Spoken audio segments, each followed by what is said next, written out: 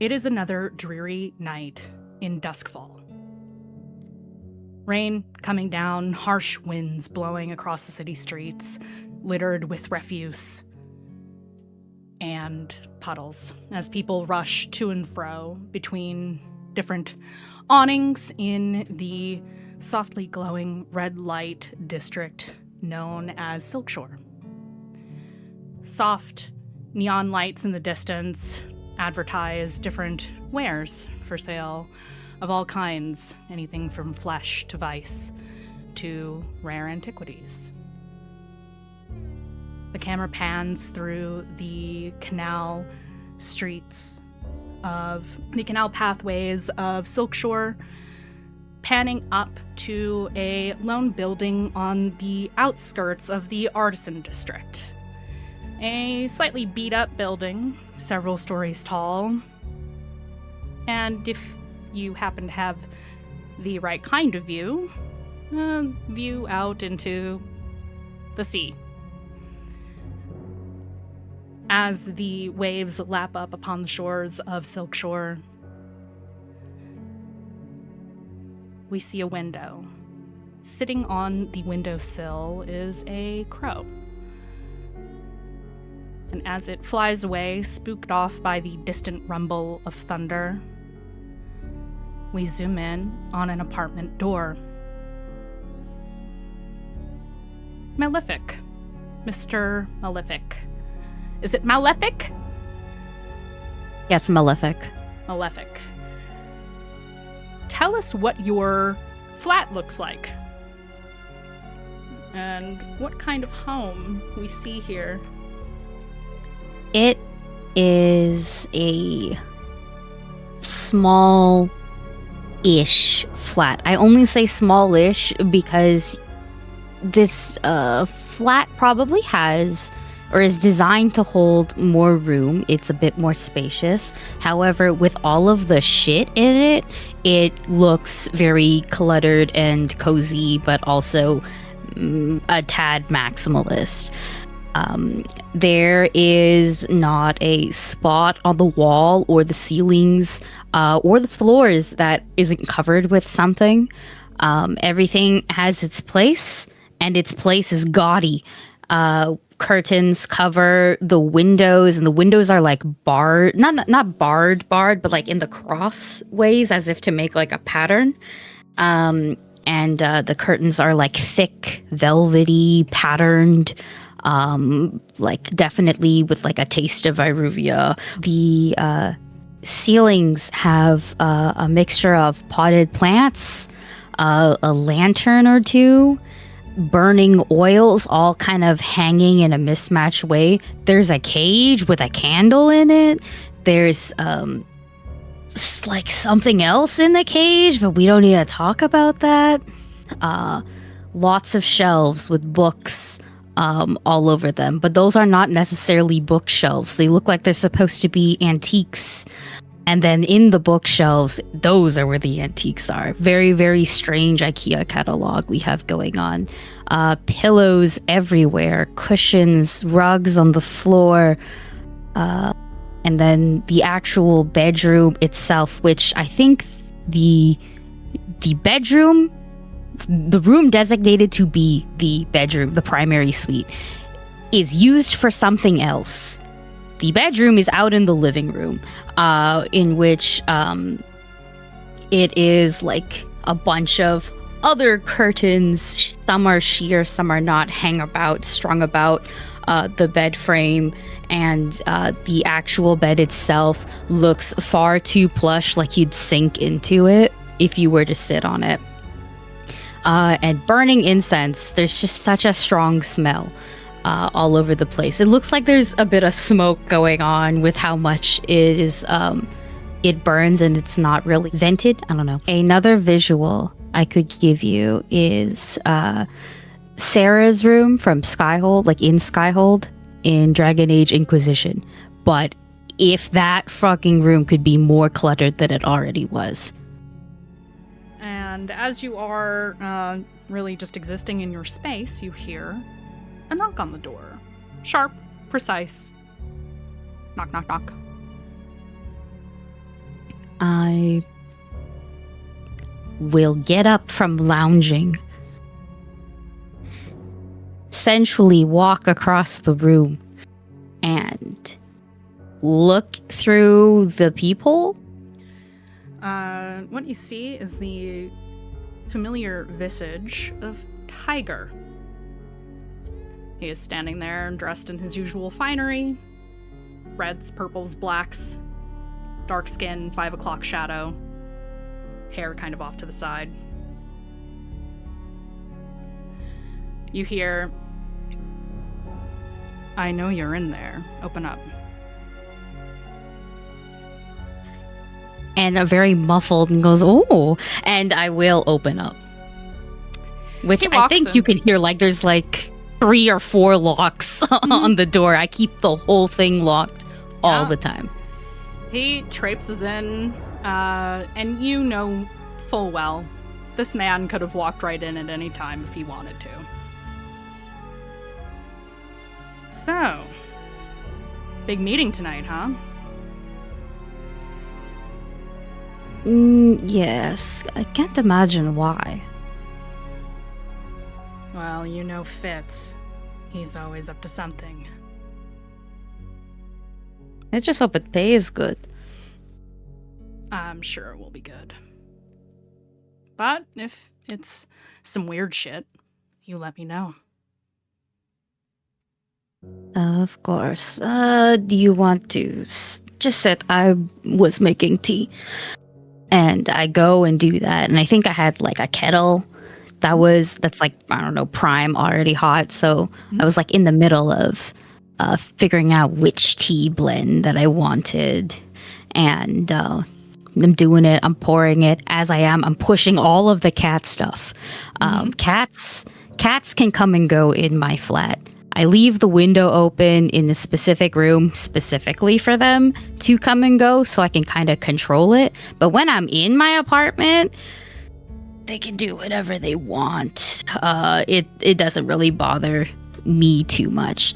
There's only one cat that I think sticks around, and that's my cat. Where is Anusha right now? Anusha is probably chilling on one of the ceiling cages. That makes sense. Anusha, yeah, because she's a bit of a ghosty cat. So she even the cat form she's in changes, but it's always black fur or black skin. I think right now she's like a Devon Rex cat, so she's a nice, wrinkly, kind of semi-naked cat, chilling. And as you shoo some of the strays a little bit away from the counter, they're sniffing around for scraps, of course, like per usual. Tiger takes up his spot where he likes to lean against the wall, against the door frame to the small balcony on which are probably plants and a variety of other things, medicinal or otherwise, that happen to live out there. He looks out the small glass door that leads out onto the balcony, out to the city beyond. You can see the skyline, the lights that are brighter here than anything else in Doskvol because it is eternal night here. You get a little bit of light at dawn and at twilight, and that's it.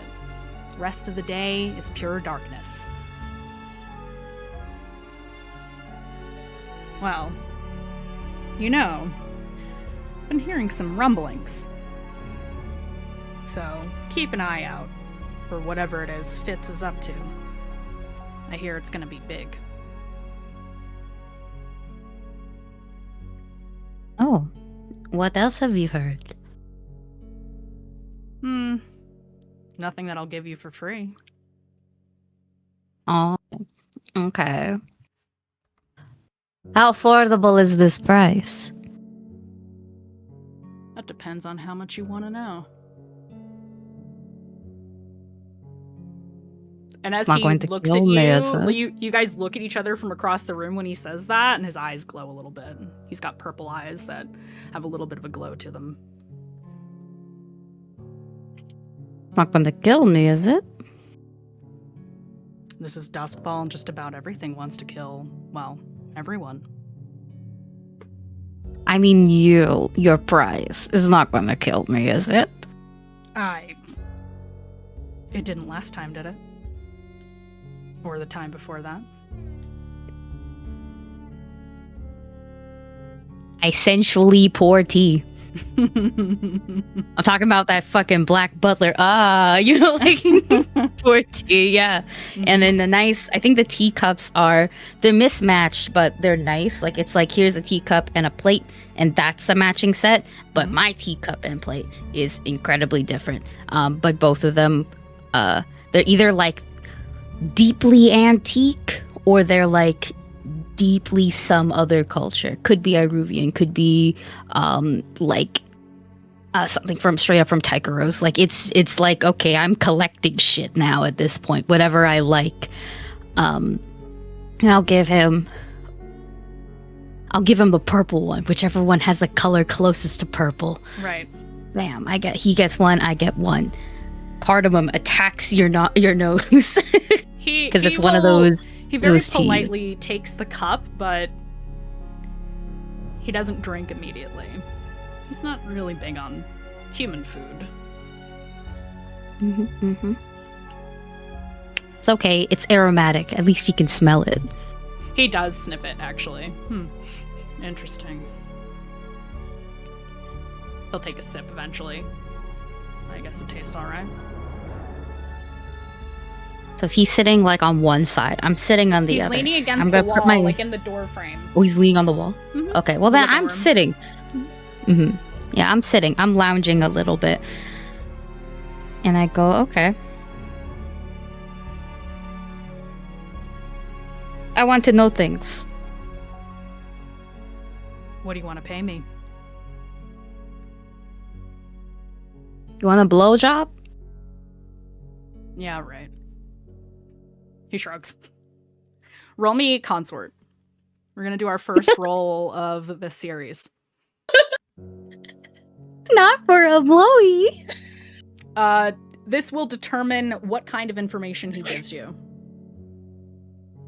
And then we will fade to black on that. Can it be sway over consort? Because sway is good. Sway is fine, yeah. Right, I have to remember. Let me know what kind of roll you want to make to. That's my bad. An important thing about Blades in the Dark is actually I ask you what skill you want to use to convince this individual. I don't generally tell you unless you describe something that is very clearly a specific skill. Or action rating is another term to use for this. So you want to use sway? Roll for sway. Which you have how many dots in? I have 1 dot in. Okay. Oh, you didn't tell me like the effect. You can ignore the position and effect for this one. That's more appropriate for like combat and higher stakes. This isn't very high stakes for you. The highest stake blowjob in the world, guys. 4.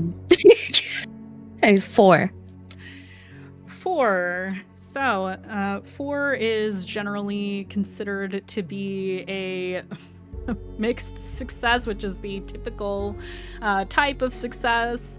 There's always a plus and a minus to that. And so, with that being said, he takes a look at you after you make that offer. It is definitely the kind of relationship that you have with this man. And Tiger says, well,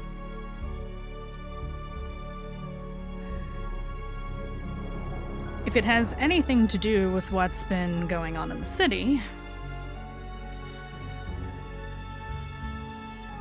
then it might have something to do with that shipment that came in the other day.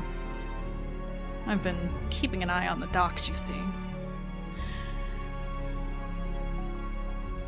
Now, this is a rumor. I didn't get to see the carnage. I would have loved to, but a ship came in. They say it was Ruvian. I'm not so sure. But it's not about the ship. Apparently, the ship had artifacts on it. Rare ones. Not sure from where. That's not the juicy bit. They get into port. They dock. And then half the crew pulls out their pistols and shoots themselves. Now tell me something. What kind of artifact causes mass suicide? Maybe it has something to do with that. Wouldn't that be interesting?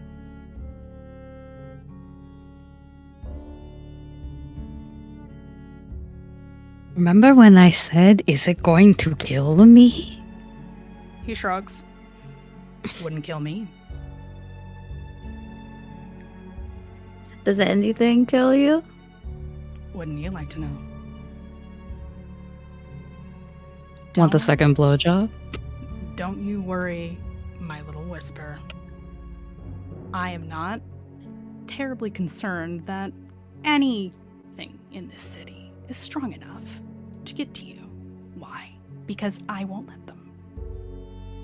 I don't like to let other beings play with my toys. And you would do well to remember that.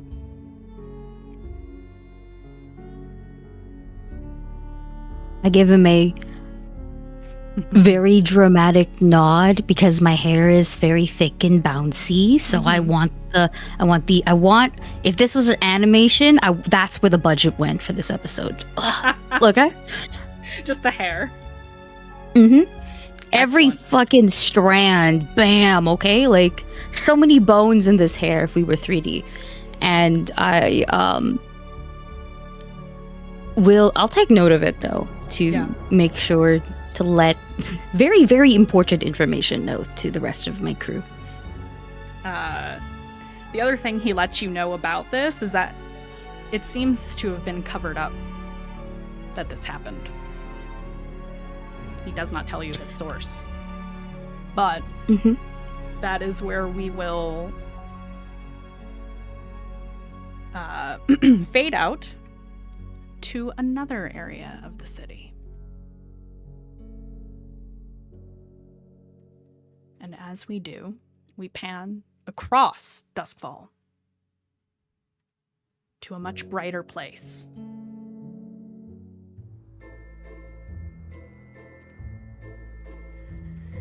You have come to attend a very exclusive party. Now, Glimmer is not what the nobles of Doskvol know you as. What do they know you as? Estelle von Breda. Estelle. You are at the Honorable Lord Penderen's wife's birthday or something or other. You got invited by Lord Bryce Templeton II, who has insisted that you be his date. And you're having a marvelous time.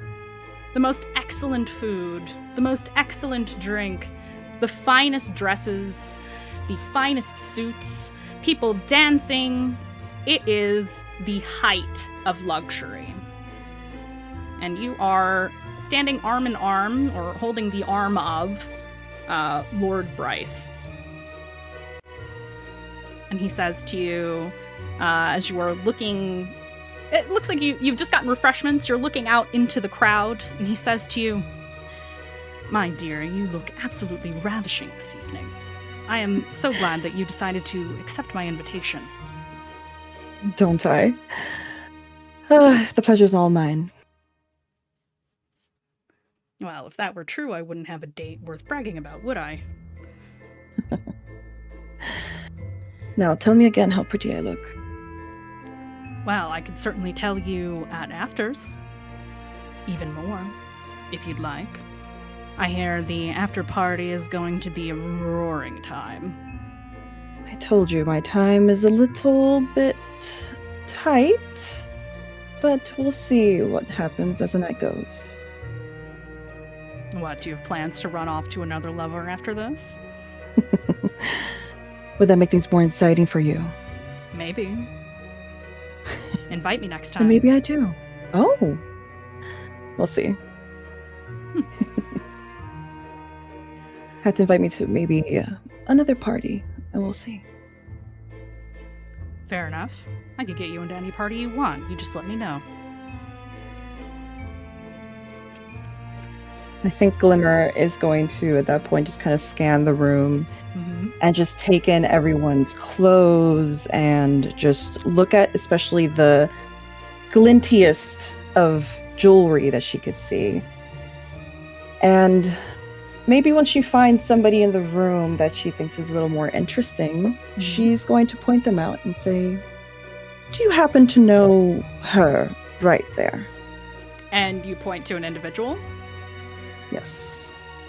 I am going to do something called a fortune roll to determine how likely it is that this Lord, Mr. Templeton, knows who this is. I rolled a 5. Does Mari have to roll the fortune roll? No, I do. Is that what it is? Okay. Yes. He does know this woman. And he says, that would be Lucretia Cardera. She is, I believe she's a Scotlander. She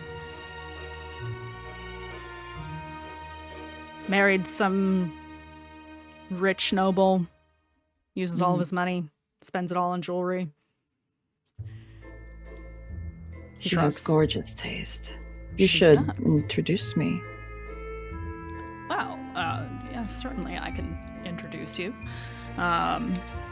He nods because he wants to please you, but he's curious as to where this is going, but he will lead you subtly, socially appropriately over towards Miss Lucretia.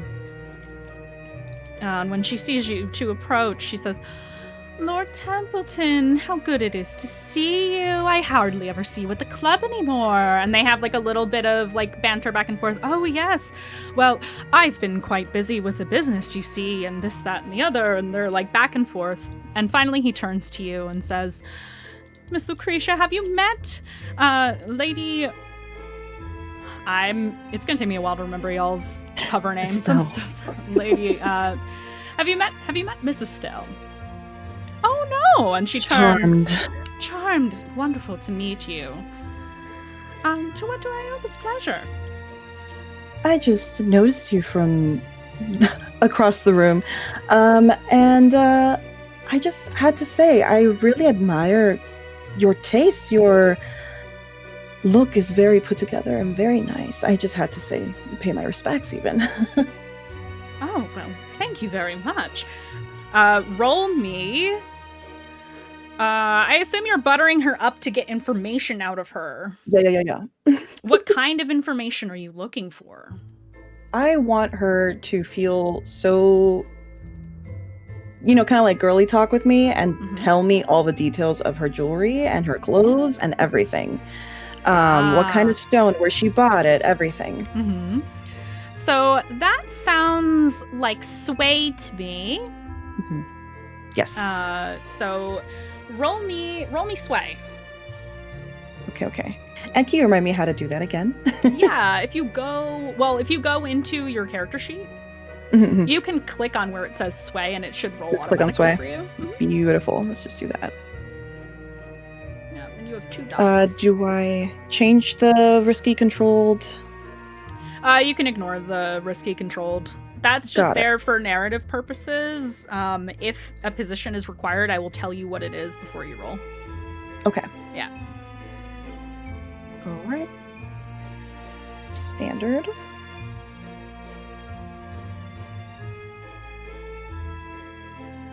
Perfect. So you have you've got a 6. So we take the highest roll of the 2 dice that you rolled, a 6, which is a success. So you very easily Tell me exactly what you say to Miss Lucretia to get the details of her, where her tailor is, where she buys her jewelry. I feel like at the very least I could start with the jewelry, and I'm just going to play with this and be like, yeah, that's a beautiful piece. Those seem to be like rubies, and is that little pieces of zircon or diamond? Yes, they're diamond and rubies, absolutely. And only the finest silver. My husband bought it for me for our last anniversary. Bless his heart. It's beautiful. Gorgeous pieces. She puffs up. It's not even my finest piece, but it is my favorite currently. Oh, you have to tell me about your favorites. Oh, I'm quite the collector. Next time there's a jewelry show, we'll have to go together. Please, I'd love that. You have wonderful taste as well, my dear. Oh, thank you so much. She puffs up at that. Mm-hmm. And she gasses you up just as much as you gas her up. You're having girly pop time, and she tells you her tailor, where she gets her jewelry from usually, though her husband imports from Iruvia, of course. I'm thinking if this is a time for a plug or not for her specific business. You've already got her in the palm of your hand, so you go right ahead. Beautiful. I think at that point, Glimmer would take the opportunity to say, I know of a very skilled business, actually, that is meant for cleaning and renovating or anything that has to do with fixing little pieces and mending. Yes, well, and you must let me know if you need anything. Oh, I'm always looking for good help. Do you have a card for this place? Where are they located? So she's going to give all the information, but she does have a give card. her like a business card. Yeah, you have business cards. You totally can just give it to her. Yes, perfect. Please let me know if you need anything. Stop by. Night Market. Drop my name. Send a messenger. It's quite far. Other side of the city. Absolutely. But you say they're the best. Are they absolutely the most skilled? They're from all over. But I've never heard of them before. That must mean they're an up-and-comer. Absolutely. And honestly, I think the prices are perfect, but I don't think that will be a problem for especially your husband. Of course not. No, he'll foot the bill, of course. And she tucks it away into her bodice, of course, because why not? I will absolutely look that up. Thank you so much. Of course. And, I'm sorry. She'll look at her date and say, I'm so sorry, not to make this about business, but this is more passion than anything else. I love beautiful things. Well, I will take note of that for next time I go shopping, he says, as he kind of puffs up a little bit. He wants to impress you, clearly. And this man, up and down, all kinds of dirt on him. He doesn't pay his gambling debts. He's a minor lord at best. You use him to get into parties like this, and that's it. My connect. Mm-hmm. And I think at that point, she just kind of give a graceful nod to Lucretia and proceed with her date. And as the night wears on, you eventually find the time and reason to excuse yourself from the festivities and head to Night Market, which is actually where you are going to be meeting Fitz. You are aware, as Malefic was aware, that you have a meeting tonight with Fitz. The Ghost Stamp crew is to collectively meet in Night Market to have, basically, you're getting briefed on what your next job is. So we'll zoom out from there. And move over to a very different scene. The camera pans once again across the city. Members of our motley crew are quite spread out this evening. As we zoom in on a dilapidated building, a variety of crates and spare wood pieces, coils of rope, refuse all over the place, leaning up against a building with loose roof tiles and a half-rusted, beat-up paint chipping off of the edges, barely legible sign that reads, "The Broken Anchor." And inside this rowdy establishment are sailors. Many sailors. Some rough and tumble looking, some just looking to some dock workers looking to have a good time in the evening. And you, Anemone, sit at the bar and watch as Ruby, the bartender of this fine, generously fine establishment, is a buff Dagger Islander woman, lots of scars and tattoos, hair in short twists, eye patch, leaning against the bar, yapping at somebody across the way. And what is it that you are doing this evening while you kill time? Glimmer can get her information from nobles and bosses, but Anemone finds that her best in is with servants and hired hands and sailors. And so she is, I think, holding court at the end of the bar, brightly dressed, brightly laughing, loud. She's not trying to be subtle about getting information or about just talking with these people, trading tall tales. There's nothing subtle about anything she does. And as you do, there are a variety of different sailors sitting at the bar, other individuals that you might recognize from working around the docks or really just being around the city as a fighter yourself. And a couple of them are talking shit to each other. One's talking about arm wrestling, another one, and there's a smattering of a variety of different people here from all over the world. And as you're holding court, Ruby does eventually come back over to your side of the bar and looks down very pointedly at your drink, which is nearly empty. Want another round? Always. All right, then. Pours you another. Don't you have work tonight? Polishing a glass. Keeping track of my actions, Ruby? Must be slow if you're here.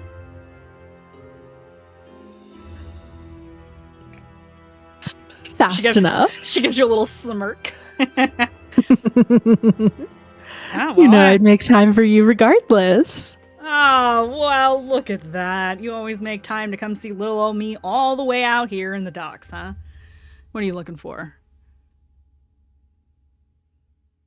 I'm always looking for just a good time with good people.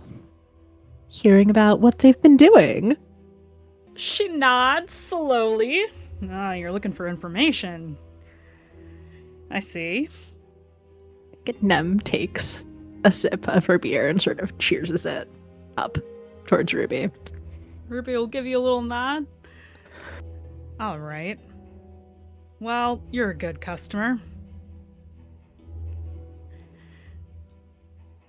I heard something pretty awful, but this was a while ago.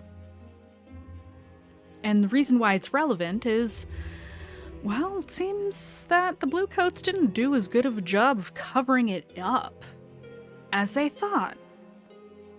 And I've been hearing some of the Leviathan hunters talk. Did you know that a whole ship of Leviathan hunters was completely wiped out? Ship returned to dock with no people on it, just dead bodies.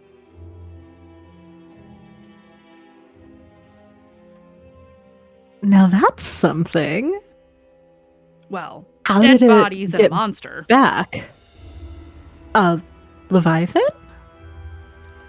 No. Somebody said it looked like a demon. big, monstrous, hulking thing with all these legs and fur and a tail and, like, all of this.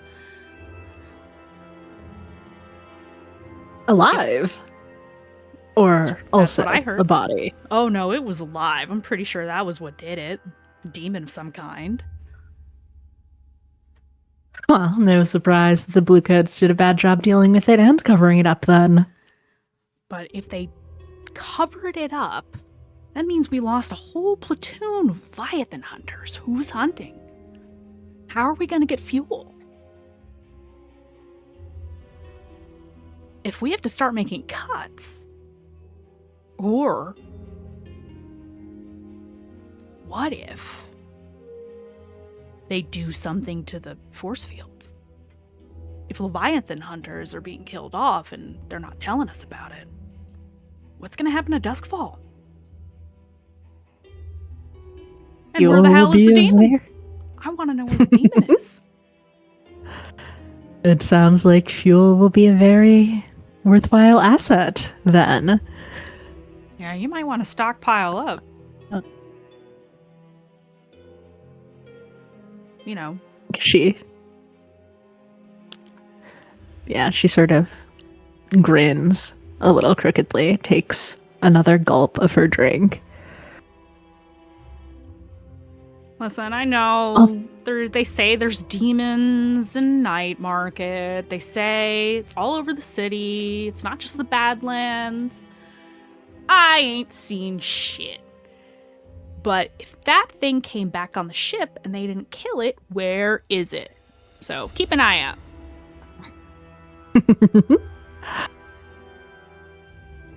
I'll do my best.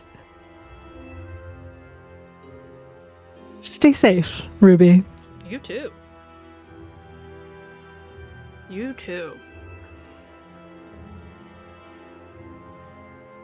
And you share a drink. Is there anything else you'd like to accomplish? You are well liked in this establishment, so getting information will be easy, or was easy.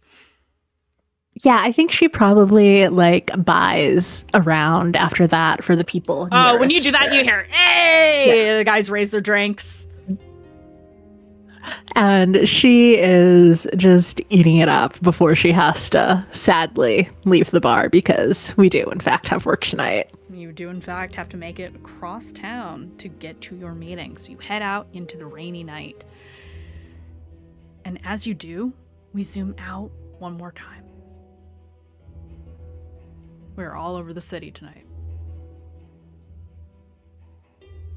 Now,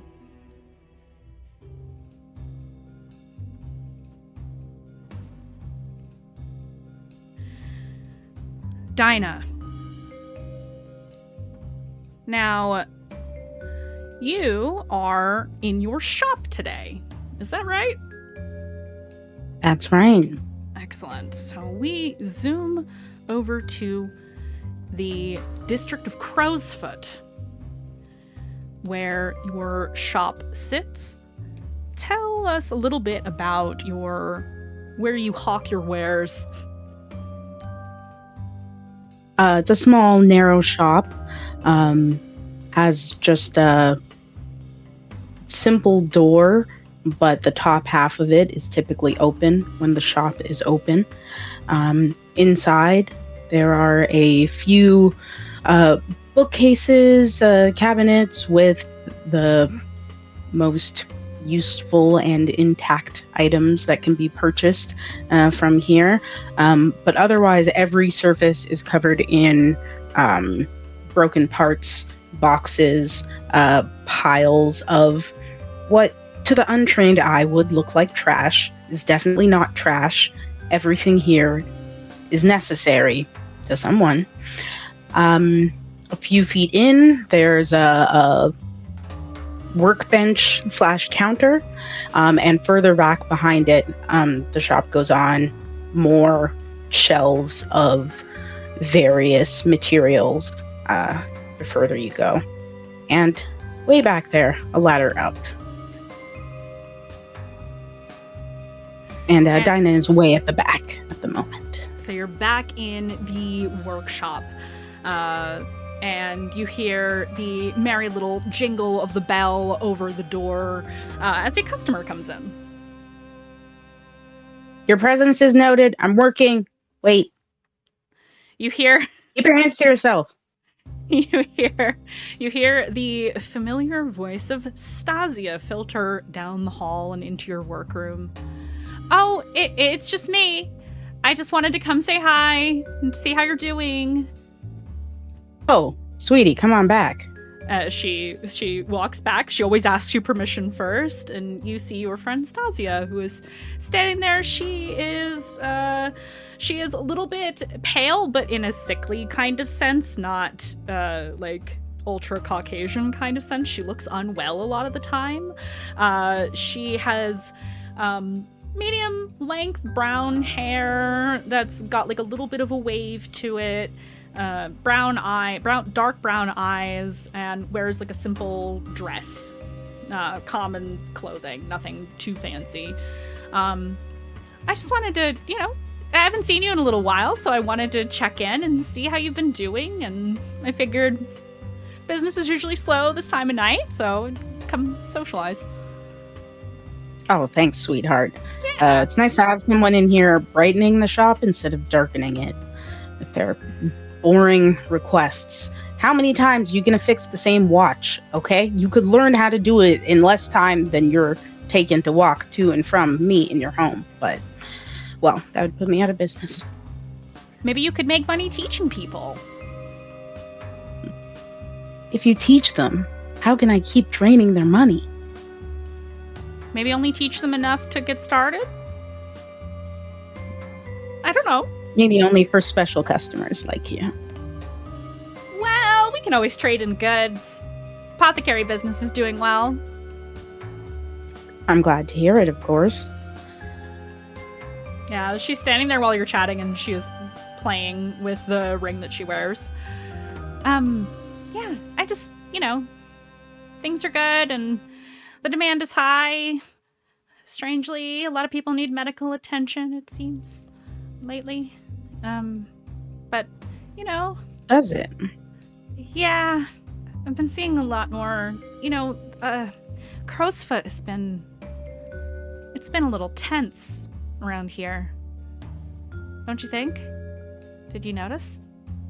It's felt a little off. I just thought it was a seasonal change. No, they say that the Lamplax and the Crows and the Red Sashes, they're all kind of here, and they don't. Crowsfoot really isn't big enough for 3 gangs. So,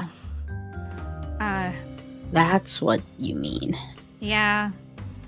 There's been a lot more chatter than I like at night. Interrupts my work. Oh. And they do like to spread rumors and intimidate people, don't they? But yep. I pay the sashes for protection, so it should be okay. That's still working? No one's intimidating you? She shakes her head. No, they seem to make good on their word.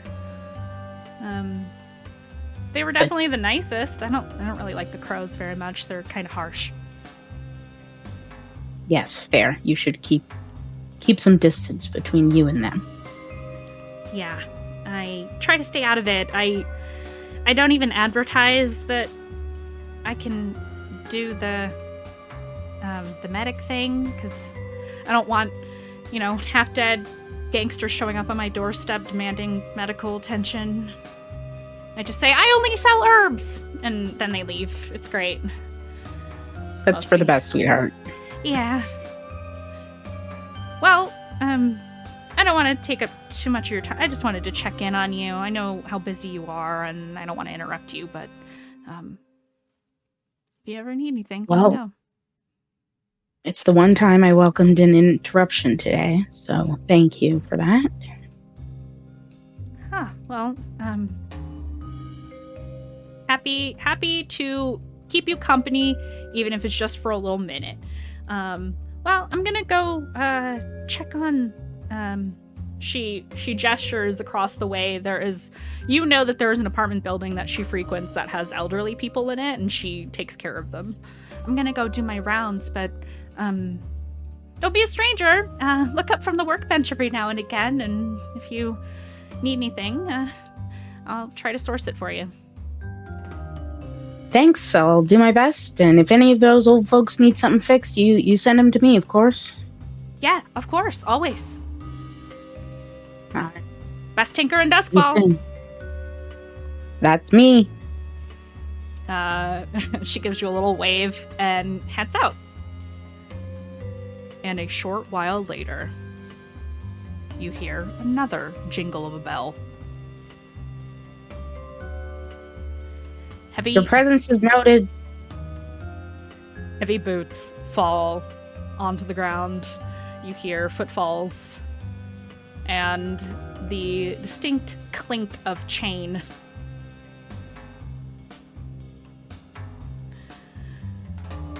That pulls Dinah out of her work sooner than typically she would when somebody comes in. So after only pausing to tighten a final screw, she gets up, comes to the front.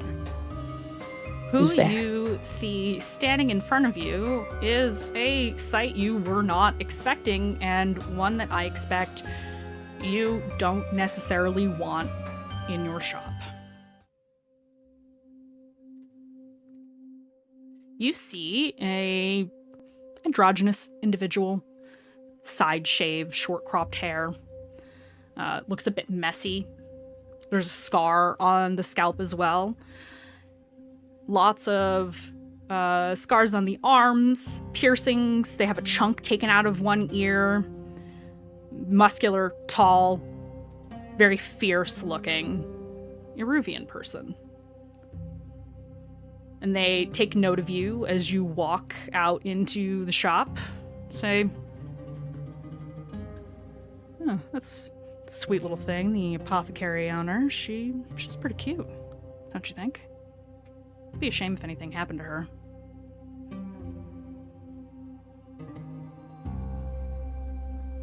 It would be a shame for someone who cared.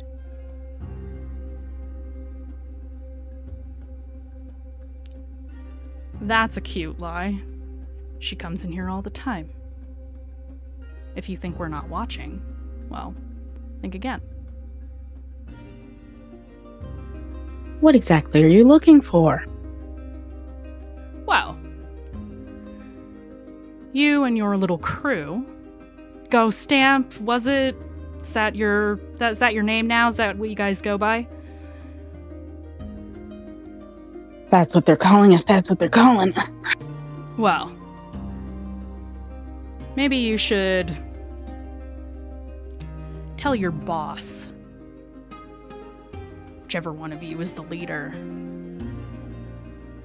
You might want to consider what side you're taking if you plan to keep operating in Crowsfoot. It would be in your best interest to support the Sashes.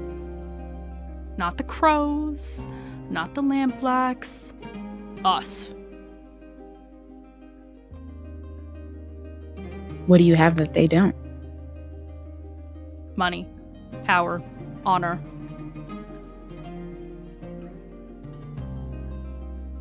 Two out of three ain't bad. You mainlanders, all the same. I was 12 years old before I set foot on land.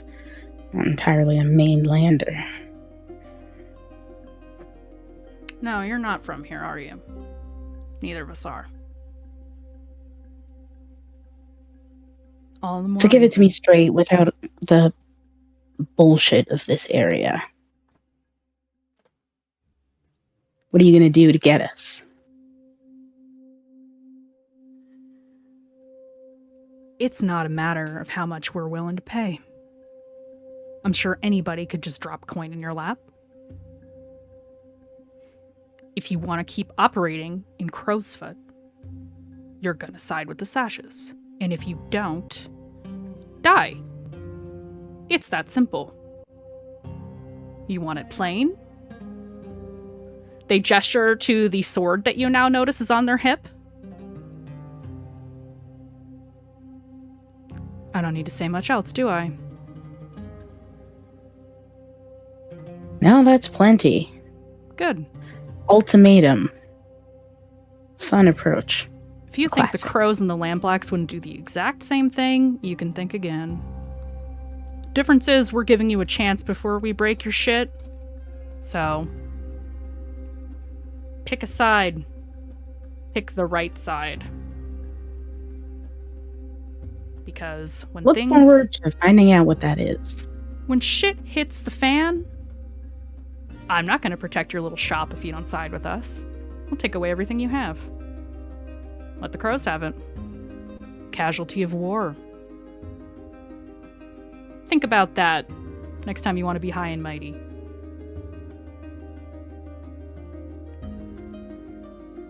Thank you for your patronage. Unless you're going to buy something, I'll convey your message. Nah, the sashes pay you enough as it is. You just don't know it. They turn around, boots clicking on the ground.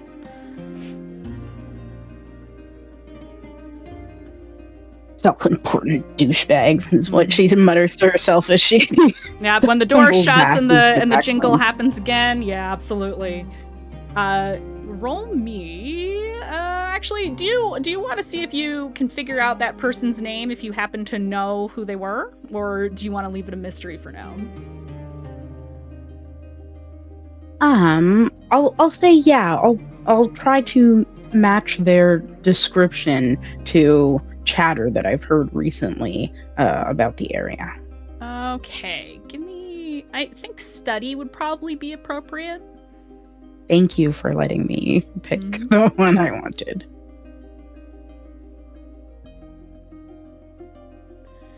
Okay, mixed success. Hi. So I'll say mixed success. They are absolutely in the sashes. The sword is a very good marker of somebody who is in the sashes. The type of Eruvian steel that they use is very specific to that gang. They craft their own weapons or import them from Eruvia because that's their whole vibe. So that part is true. They, based on the appearance, you can assume some kind of enforcer, maybe. But you do remember hearing about a red sash who doesn't wear a sash, like the individual that just walked into your shop, named Rosario. And they are not the red sash you want to meet. And you're pretty sure that's who just walked out of your shop.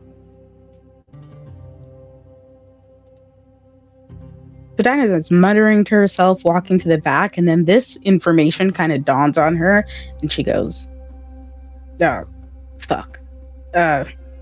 And she's looking for a blank piece of paper to write on. Everything she picks up, covered in writing. It takes her a couple of minutes, but she does find somewhere to note down a detailed technical description, a small sketch, and that name as a reminder for herself to take with her to their meeting.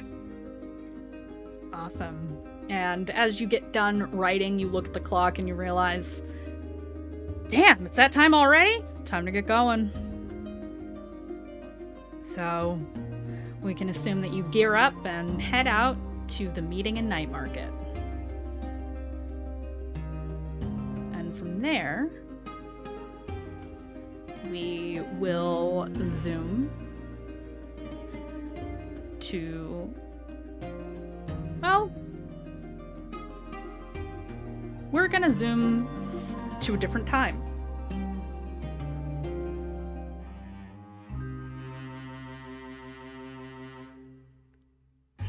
Shrew. Though you, above table, know that you are busy in the present, that's not what's on your mind right now. What you are remembering in this moment is a particularly grim day. The Ellis estate, grand sprawling the home next to your home for many a year. But today is different. Today, you're not sure exactly what's going to happen next. Your benefactor has passed. The funeral proceedings have gone on as is tradition. People dressed in black, not that that's very different from the norm. Many you do not know, some you do recognize. A rainy day, a miserable day, many important people, bluecoats, officials, city council members, lords, ladies, the list goes on and on and on, and all you remember really, 2 things. The food that day, amazing. And a beautiful face with deep blue eyes and curly brown hair, streaked with tears, full of rage, staring at you. Rosalind, you killed my father. I know you did, and I will prove it. And I will make sure that you die for what you did. So, are you gonna kill me now? Can I get dessert first? She is pissed. I'm going to find out exactly how you did what you did. Does that mean I can't stay in the shed anymore? No, get out! Oh, but Rosie! Don't call me that. Rose. She I know you're slaps you. upset. I think Shrew laughs. Again, just like their head twists hard with a snap, and then they twist their face back and just like, all right. I'll let you calm down. I hate you. She spits. Oh, of course you she do. like spits these words at you with so much vitriol. She has always hated you, today more than ever. Rosalind, people die. They're practically lining up to do it. What does it matter? You've got a lot more on your plate right now.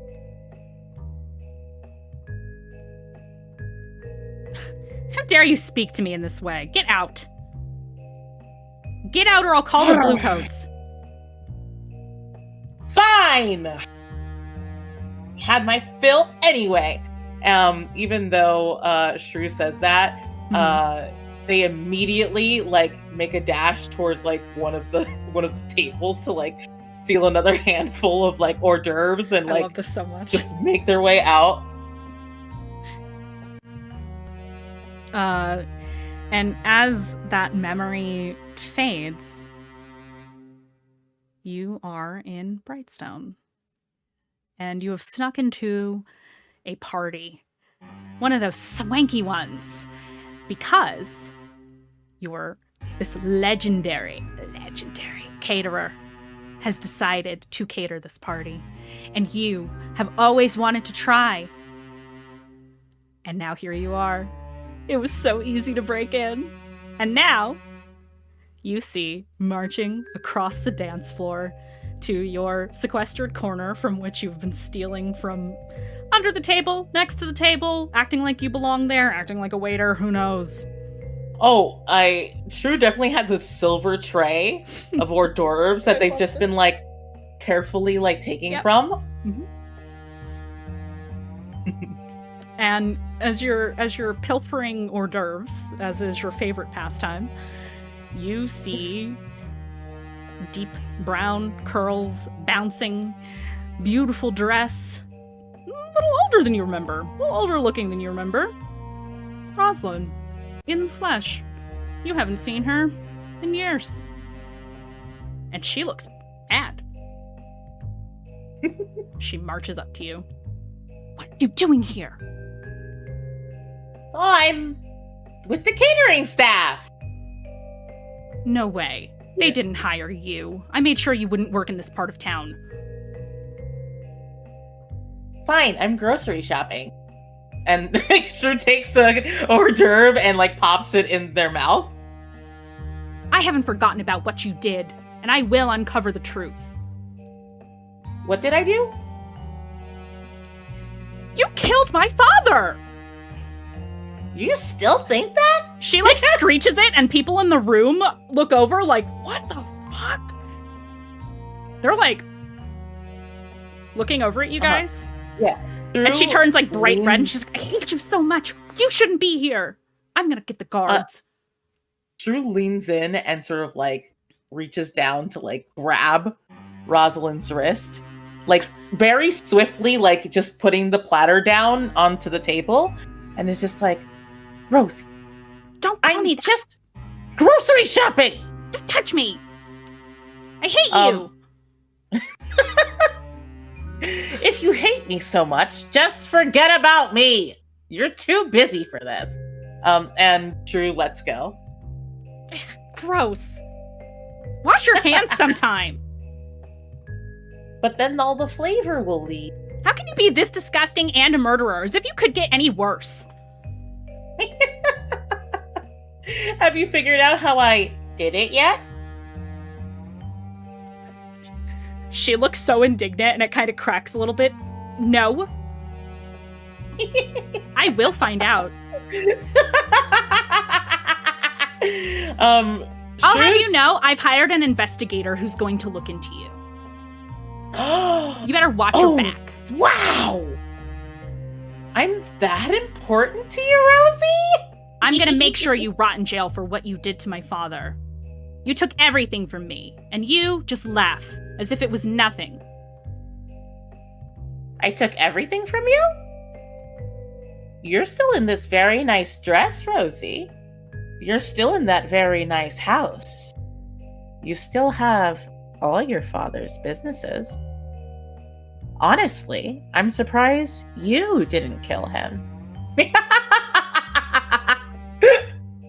She is, like, speechless. She's so angry, and she just turns on her heel and walks away from you.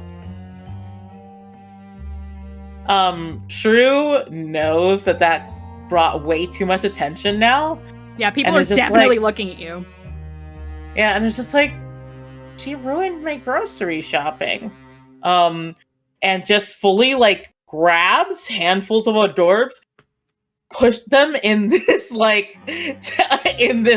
stolen jacket, and then just sort of, like, walks away. Oh my god. And we fade out on Shrew going to the meeting with... I love this so much. Shrew going to the meeting with Fitz.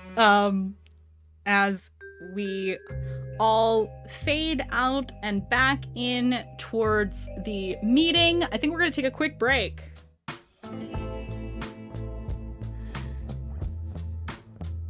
So each of you departs from your evening activities, make your way either across the city or to the neighboring district over to Night Market, where you are scheduled to meet with Fitz, your benefactor, at the Devil's Tooth Tavern.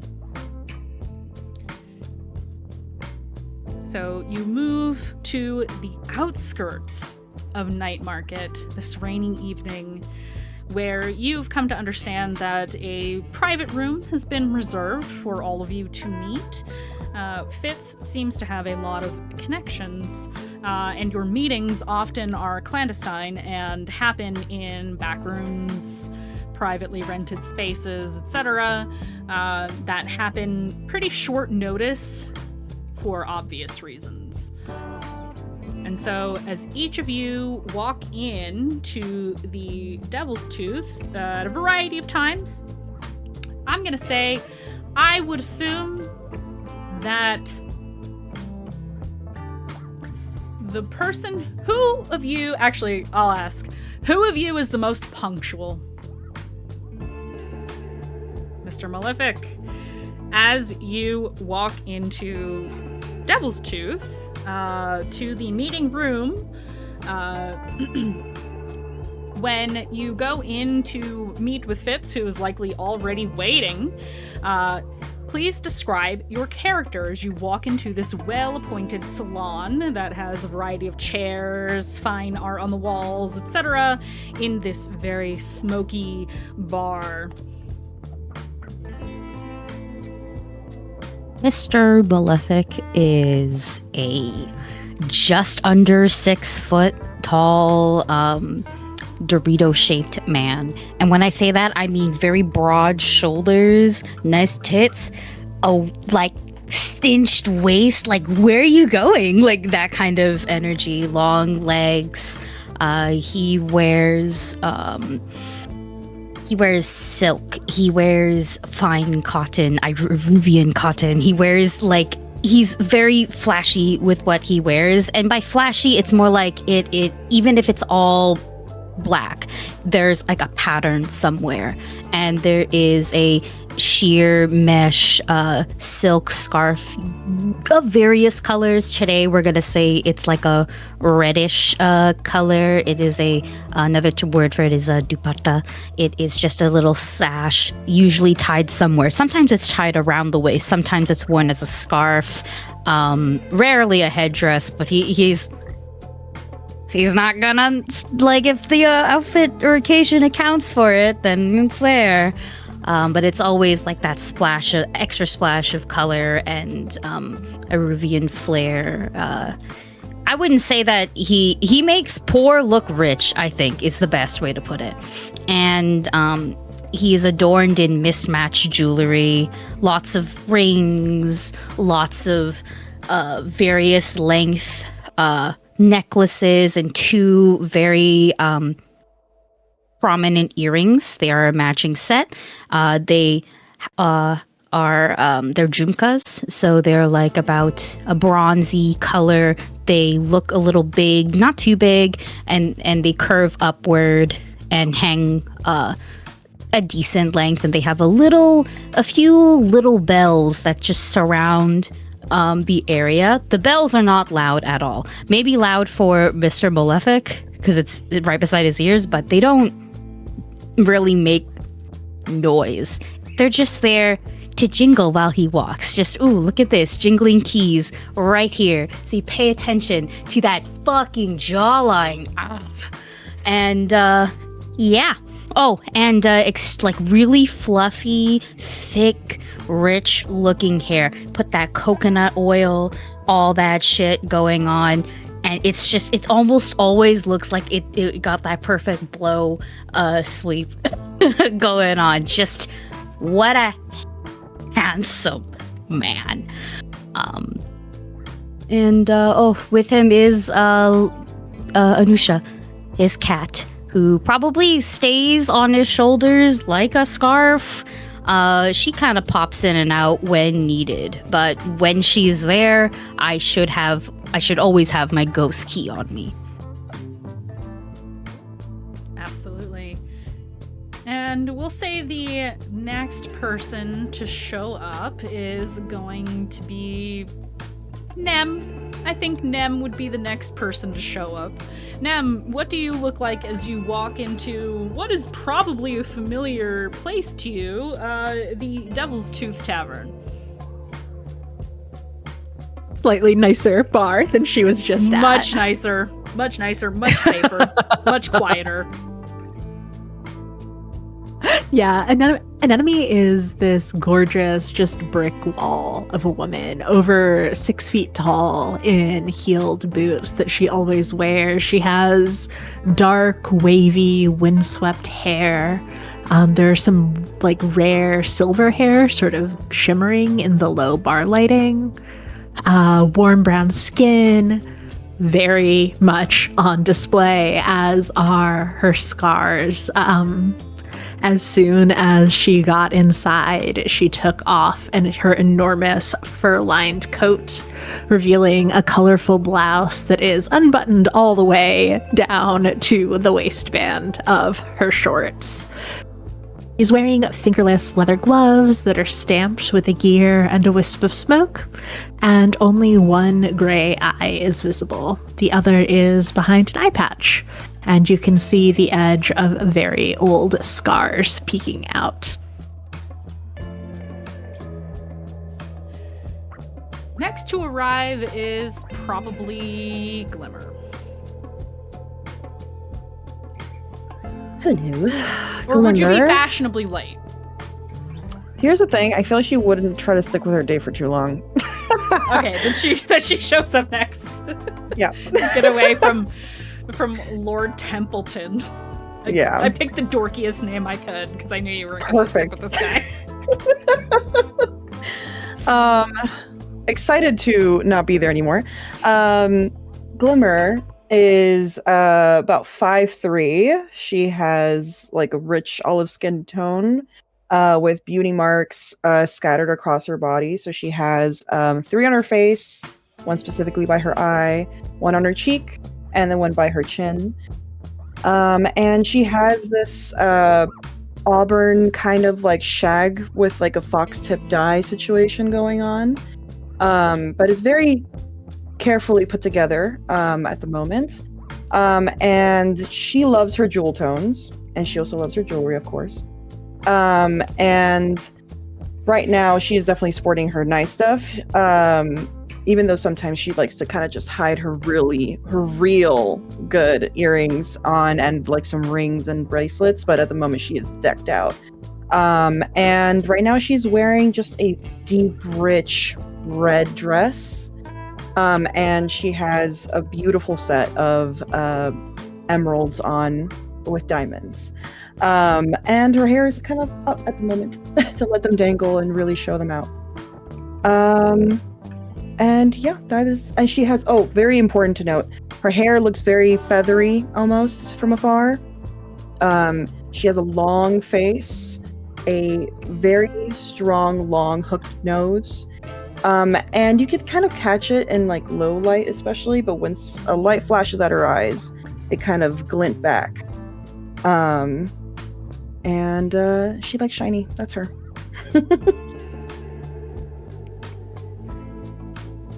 Dinah and Shrew.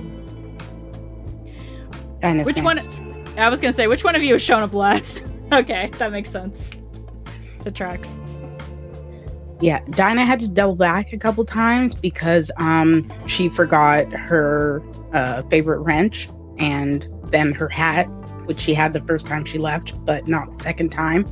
And then her pistol, which she forgot she left under the bench. She does walk in a about 5'9", dark-skinned black woman. Her hair is hidden under a large hat, but when she takes it off, it's shorn short, shaved at the side, a little bit of growth on the top. She's wearing a huge, long, waxed coat.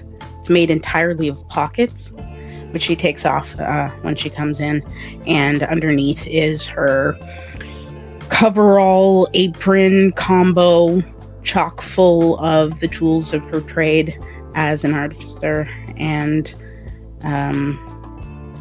as she takes off her hat, you can note that one of her eyes is a slightly different color than the other. One dark brown, one gone a little bit maybe blue. She's butch. She's got tattoos down one of her arms, almost entirely covered on one side with swirling tentacles, clouds, ships. And she heads for the group and nods at Nam.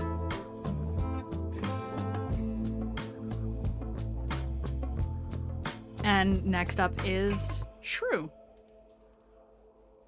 Drew arrives last, just sort of like walking on foot from Brightstone from this party, almost late because they were too busy trying to like steal as many treats as they could. Shrew It looks around like a little under 6 feet right now because they are sort of curled up. They are very beanpole, and when they straighten their spine, they're around 6'4". And just very... What if you cross Samara with the Slender Man? Is the vibe of Shrew.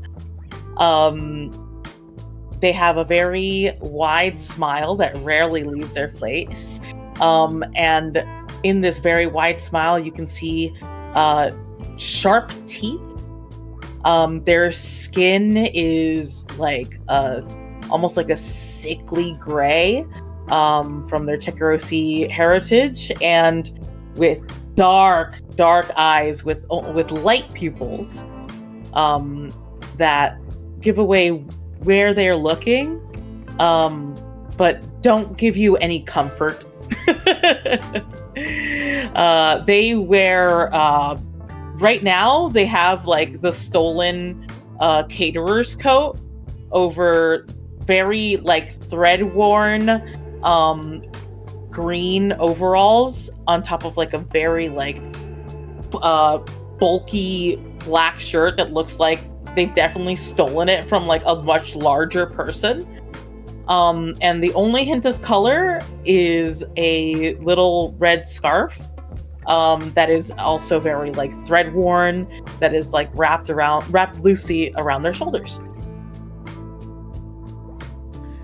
And as Shrew walks in to this private rented space, you all, say your hellos and give your nods of acknowledgement to one another.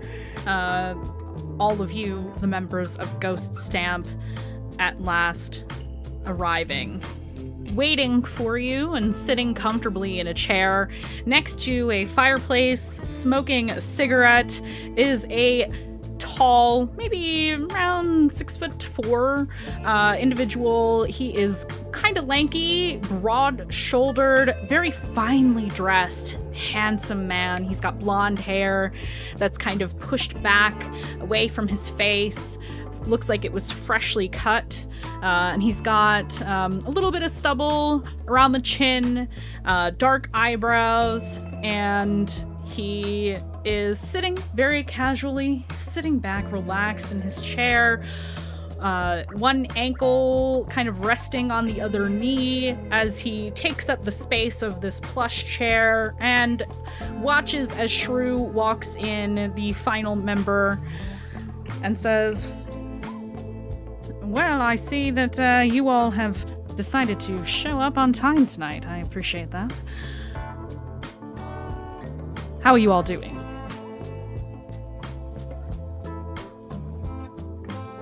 Pretty good, more or less. Beautifully. You want a snack, Fitz? Shrew like is digging into this caterer's pocket that they have like some sort of like creamy like appetizer thing that they hold out to Fitz. Sorry, old chap, I already had dinner, but maybe next time. Okay. Oh. Something you have noticed is he does politely refuse your snacks every time. That's why he's Shrew's favorite person. It's a politeness thing, but like he never takes their treats, which is great. No trouble? Everything good? Looks around. All right. Excellent. Always More or love to less. hear. Always love to hear that business is good and that nothing is interfering with my favorite thieves. Oh, your favorites? Well, you're currently my favorite as long as you continue to, deliver. I have a job for you. He stands up from the seat next to the fireplace. Next to the fireplace, and well, I'll just out with it. I don't have a lot of time, and if you don't have time to take this kind of job, I'll have to find another group. So I'll be right out with it. You have done well thus far. I've been very pleased with your work, and so has my benefactor. And as a result of the trust we've been building over these months, this next job has the potential to lead to more very quick succession. Are you open to that? It is time sensitive. More work? That's good. Could you give us a little bit more information on said Yes. time-sensitive job? Well, he says, well, of course, the point is, it's not really just one job, it's more than one. So if you start, I need to know that you're going to finish. That was not a euphemism. You're gonna pay us, right? Yes. Then yeah, I don't know. What do you think, Mr. Malefic? Well, if it is the job that I think it is, then I have only one small concern.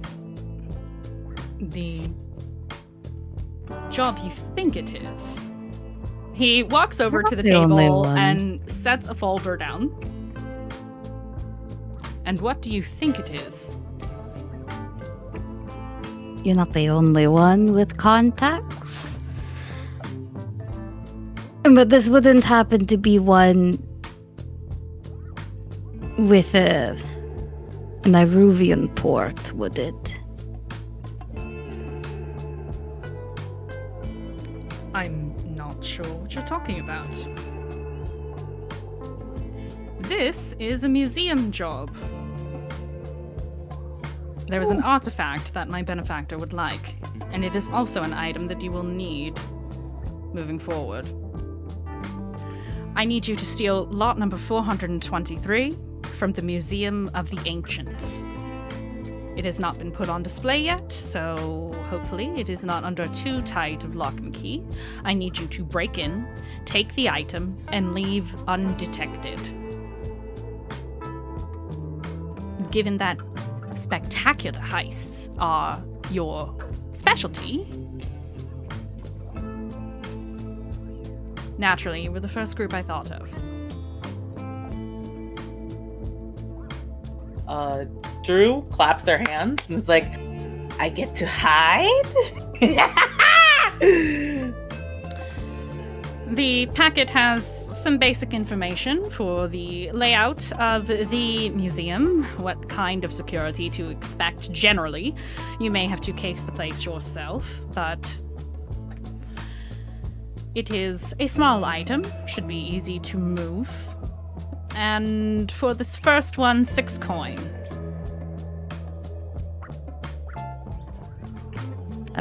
6 coin for us? Or is that a part of your cut? No, that's your payment. 6 coin. To you all. If you succeed on this one, the next job will involve more coin, and perhaps one more. If you do exceedingly well and you impress my benefactors, perhaps more will be in it for you. Good benefits, contacts, favor, more jobs. But you must finish this first one. They must be done in order, you see. It is imperative, in fact. Are you in? This seems like skimming the chump change. document. What's the question here? We've done a ton of jobs like this.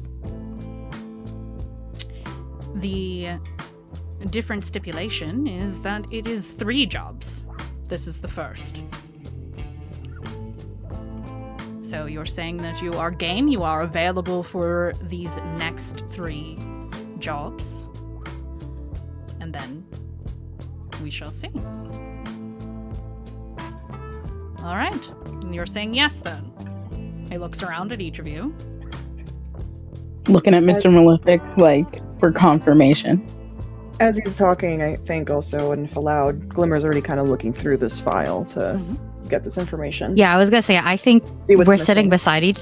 Yeah, I think we're sitting beside each other. I would fucking open it, like, you know, to skim through it regardless, but it's like, open it. I'll flip the pages for you, dear. You know, that kind of. She's like doing like little finger things to say when she's ready.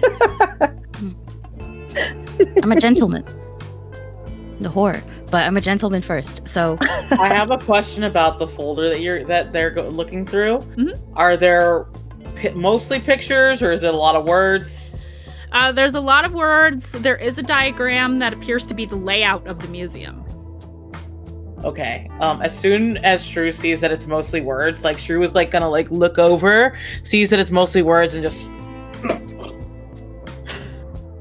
I have only one question about the document. Because it's a lot yes, that we're stealing. Does it say who it belongs to? Like, I know museum, but does it, like, museums get shit donated to them, or sometimes people buy like exhibits? So I just want to know if there's a name like that, or is this just museum property? It's referred to as a lot, but it is a singular item in this case. It does not have any ownership information. It seems to be just the information you need to get in and get out, for the most part. There are some details missing, such as how detailed the security is at this museum. You are all aware of the Museum of the Ancients. It's a famous building. It is in, I believe, Charter Hall. Yes, it's in Charter Hall, and it's amongst, you know, civic service buildings, like official, like government buildings, and other cultural touchstones, galleries and such. This is one of 2 museums in the city that displays ancient artifacts or historical relics, and that's really all you know. You expect, because it's Charter Hall, that there will be bluecoats around. That's a given. But as to any security in and around, you don't know yet. You'd have to case the place. Have we heard of any break-ins at the museum in sort of recent history? That's a good question. Have you heard of any breakouts? Let me roll. Fortune roll. Yes, you have heard of a break-in in the past. It was a raucous heist. There was an explosion. They had to replace one of the walls of the museum. As to the name of the crew, you're not quite sure, but they made a mess of the place. This was years ago, though. I'm sorry, you confirmed that they took something for sure, or they just kind of made a mess? They made a mess. It appears that they absconded with several artifacts, statues, rare things, jewelry.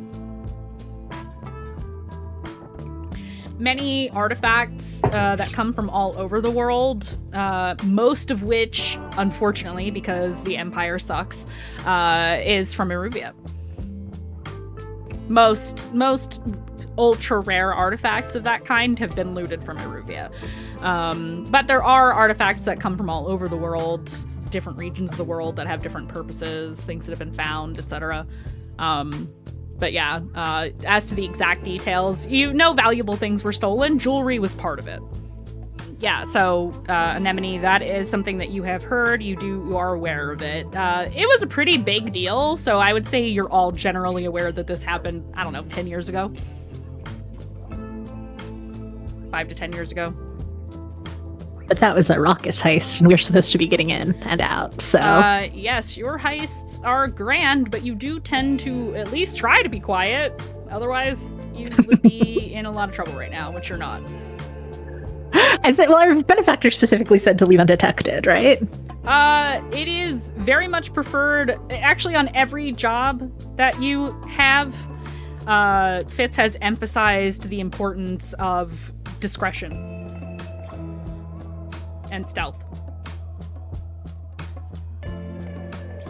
Now, that can mean a lot of things. That just means that people don't find out. That doesn't mean you have to be quiet. So, anywho, but yeah, he shows you. We've taken the liberty of sharing the blueprints. I source those, the public record. It's nothing particularly crazy. The only thing is security. My understanding is it's not very robust, but you should scout the place first, as always. I know that is your MO, so just as a heads up, we did not manage to obtain current information on their security.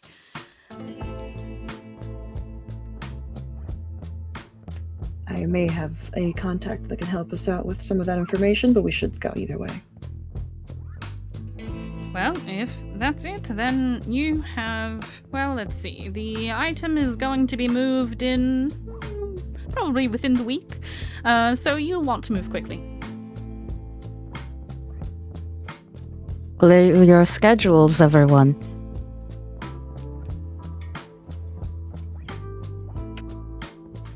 Do you have any other questions for Fitz?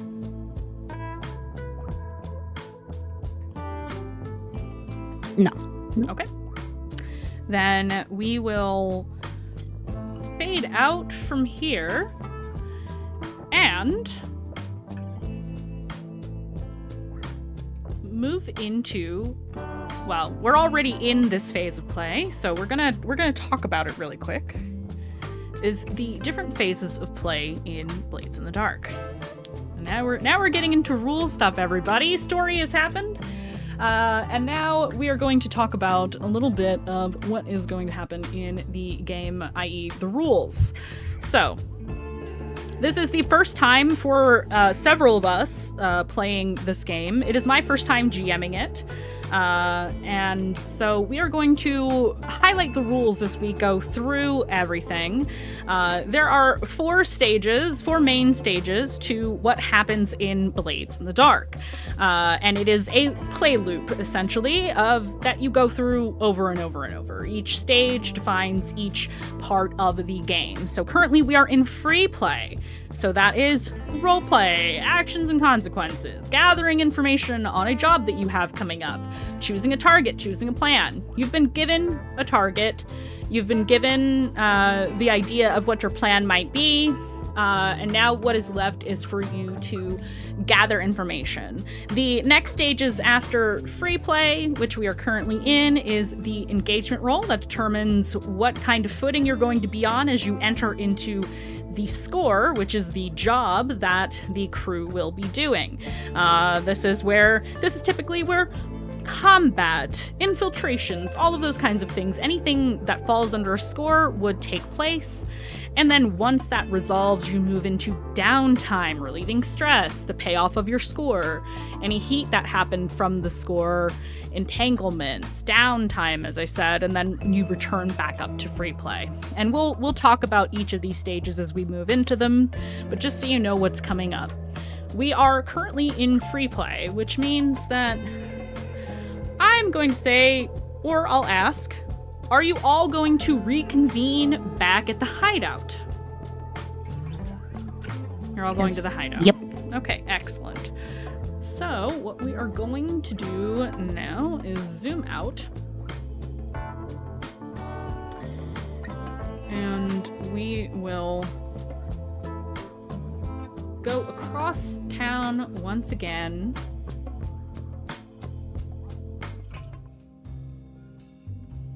As you go to your hideout in Silkshore. This is a hidden, underground, it's probably the sub-basement of a basement that's kind of in and next to and under the canals of Silkshore. There are more canals than roads in this area of the city. And that is where you all make your base. This is the place where you go to plan and plot. There are quarters here. You can crash here. If there is war or any particular heat on the street, you know that you can hide here and stay away from, your normal abodes if they do not feel safe. This is your, for now, safe space. And as you move into this area, it is stone walls, high stone ceiling, the ever-present humidity of being underneath Silkshore is very present here.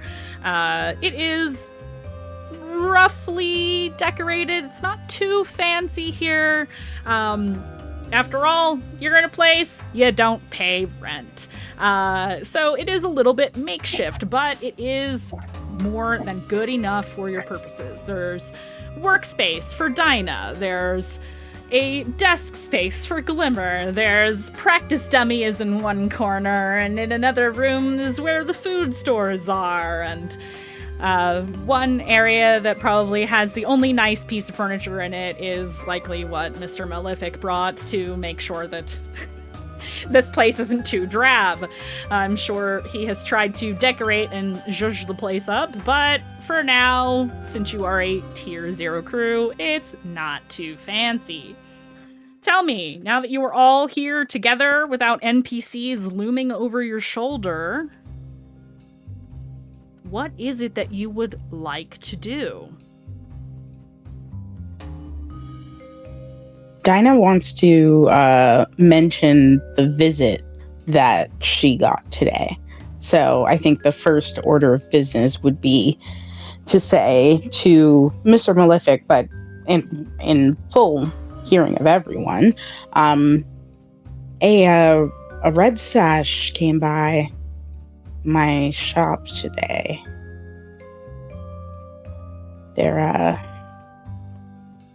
They're looking for Ghost Stamp to back them should things get hairy.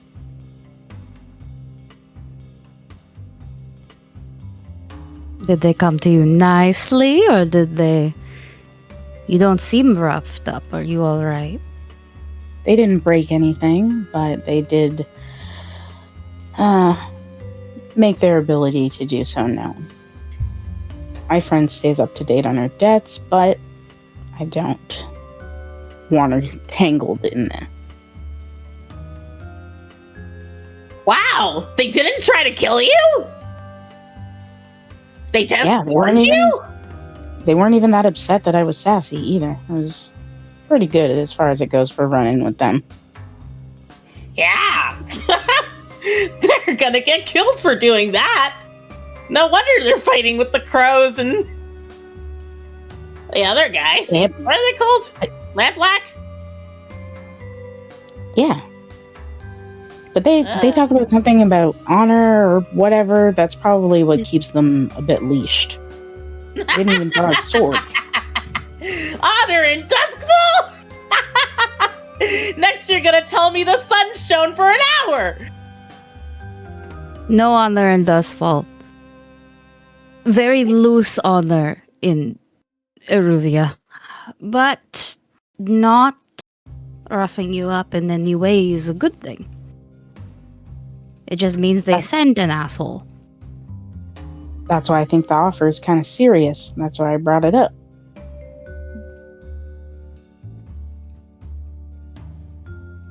So they need us. Probably. Not yet, but they will.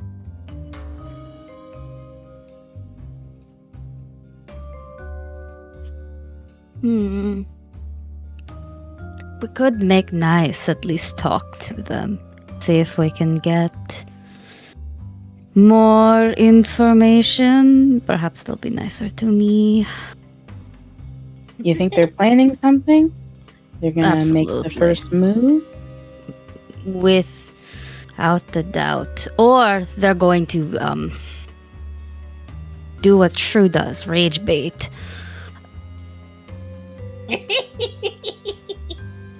It's an excellent move. Well, if you want them to be nice, you should send Glimmer or Nem instead. You're so strict. They'll be bored.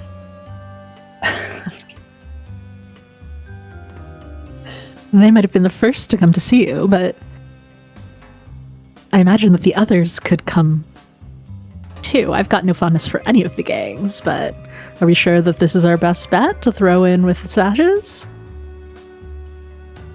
Oh, I don't have a care one way or the other. I'm more interested in the fact that they're asking. I don't think we need to throw it in with anyone. Aruvians know how to negotiate.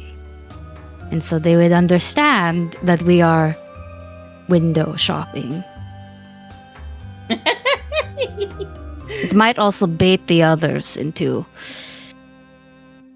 yapping with us. So expect more visits. At my place? Jeez. I'm so sorry, dear. You're just such a reputable shop. I'm never gonna get any work done. People always coming in to talk to me. I'm trying to build things. I'm not here to all day. I'd be happy to stick around the front. Sorry. Yeah, I think I'm just as like, I'd be happy to stick around the front for a few days in case they come to do something more than talk. There was a big sword involved, so I think it might be pretty useful to have a little protection around. Won't need much protection with the big sword compensating for something. Sword is cultural, my dear. Sword is cultural. There isn't culture in Doskvol. They are not from Doskvol. Yeah, but they're he here brought it with now. I guess. I don't know. This whole place stinks so much. And then everybody's like, it stinks where I'm from either. Anyway.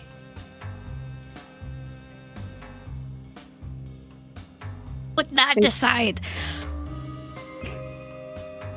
Above table. I have a question, Maddie. It's a clarification question. Yeah. The mass suicide thing. Is that related to our first job, or is that an entirely different shit? You don't know. I just want to. You have no idea. Okay, good. All right, You don't know good. what's related to what. Dope. Then I'm just gonna say a thing. We may also want to watch out for the docks.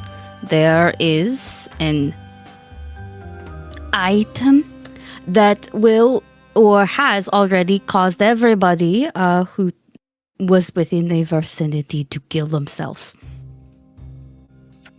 Are you sure that it's an item? I heard that a demon came in on one of the Leviathan ships recently. Whole crew dead. Oh.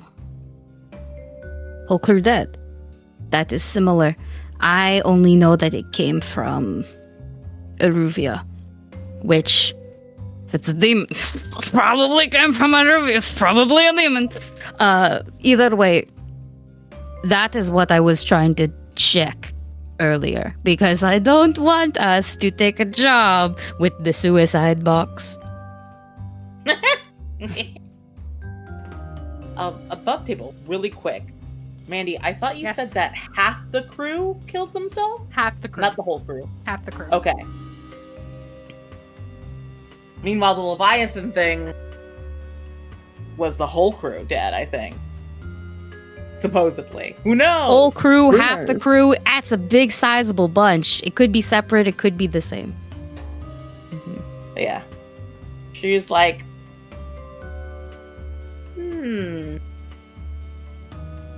lots of dead people on the docks. Lining up to join the ghosts. Deeply haunted. Maybe I can grab a couple spirits. But I still be careful. Do you think Fitz Well, would put us you're with the walking. box, the suicide box, if he wants us to keep going with multiple jobs after this?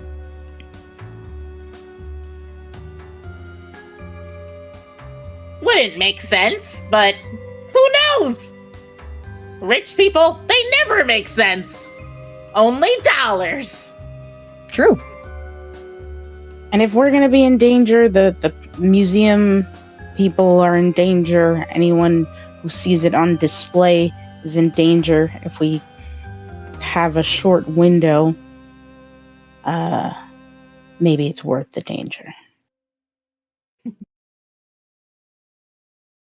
I also want to just throw in for a little bit of flair while everyone's talking that Glimmer has noticed that Shrew still has some of that cream from earlier on their hand, and she throws Lord Templeton's handkerchief to him to help out.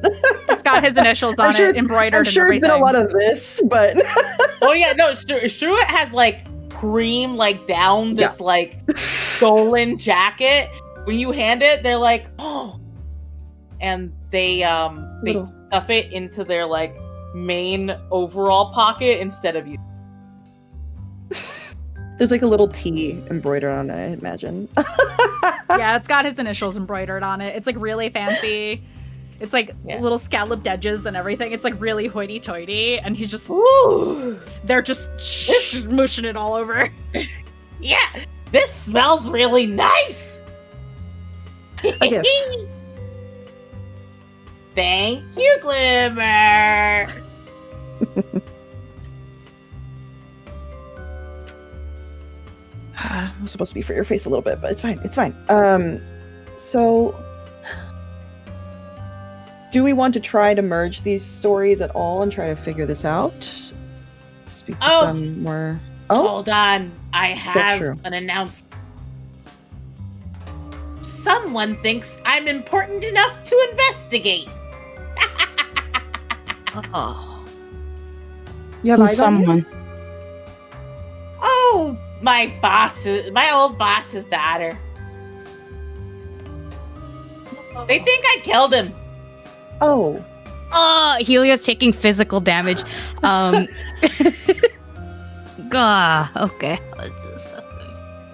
What? Did you kill him? Did you? Did you? Does it matter? A little bit. I mean, I'm only curious. I don't care either way, to be honest.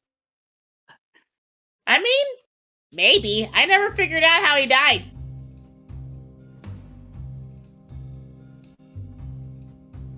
An accident is not as fun of a story. I mean, is it supposed to be fun? I missed out on funeral dessert because she got so mad. It's not really fun. Mm-hmm. But she told you that she's investigating you. Yeah. I mean, she's been investigating me for years, and she still hasn't figured out if I killed her dad or not. So it sounds like she's bad at it, and it's not going to be a problem. Yeah. Yeah, but if she hired someone now, I figured I should let you guys know. What's the Fair things enough. that you're always bothering me about? Manners? Manners. Manners! That's what Manners. Manners. Overrated. Yeah. Manners It's fine. and etiquette. Okay. Wonderful. Thank you, Shrew. Thank you for letting us know. Deeply appreciate it. Just if you think someone is following you and it is not one of us, just don't come back to the hideout. Try to hide. Okay? You're good at hiding. Yes. Uh-huh. And who knows? Maybe I'll kill them. Maybe I won't. Just remember, if back you did, pain. that might help. I'm lying down, or at least I'm sprawl. I was sitting nicely because I Are you having I'm floor trying to time? maintain I don't know if I'm doing floor time in our hideout, but I'm definitely trying to stretch real far out on whatever I'm sitting on. Just Do you think it's like one of those like chaise long, and you're like now draped over it like a sickly Victorian man? Yes. Mm-hmm. You need to improve your humors by spending time by the sea. Yes. I feel ill. We must open a window. You're underground. There's no windows here. And just hand over forehead, like, okay, anybody else have anything to share with the group?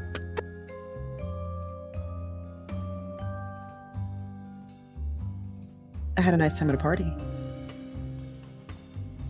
I'm glad. Thank you. I mean Me that. too.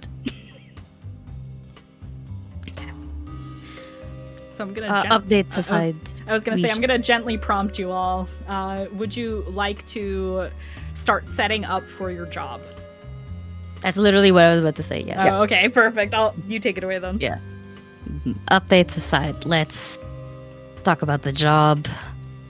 Were our schedules all cleared for this, I would hope? Because we have some Whatever's there staking doesn't out to exist do. anymore. Oh, I was gonna see chefs for Sal, but I can do that after we get paid.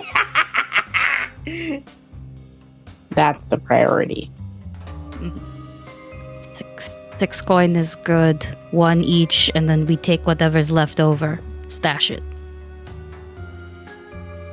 Who's gonna get eyes? So, there's someone I could probably talk to, but that's less me being at the museum in any capacity to figure that kind of thing out. This would probably be a resource that would give me maybe schedules. Just to see. Schedules are good. I could go see what weapons they have. I like that.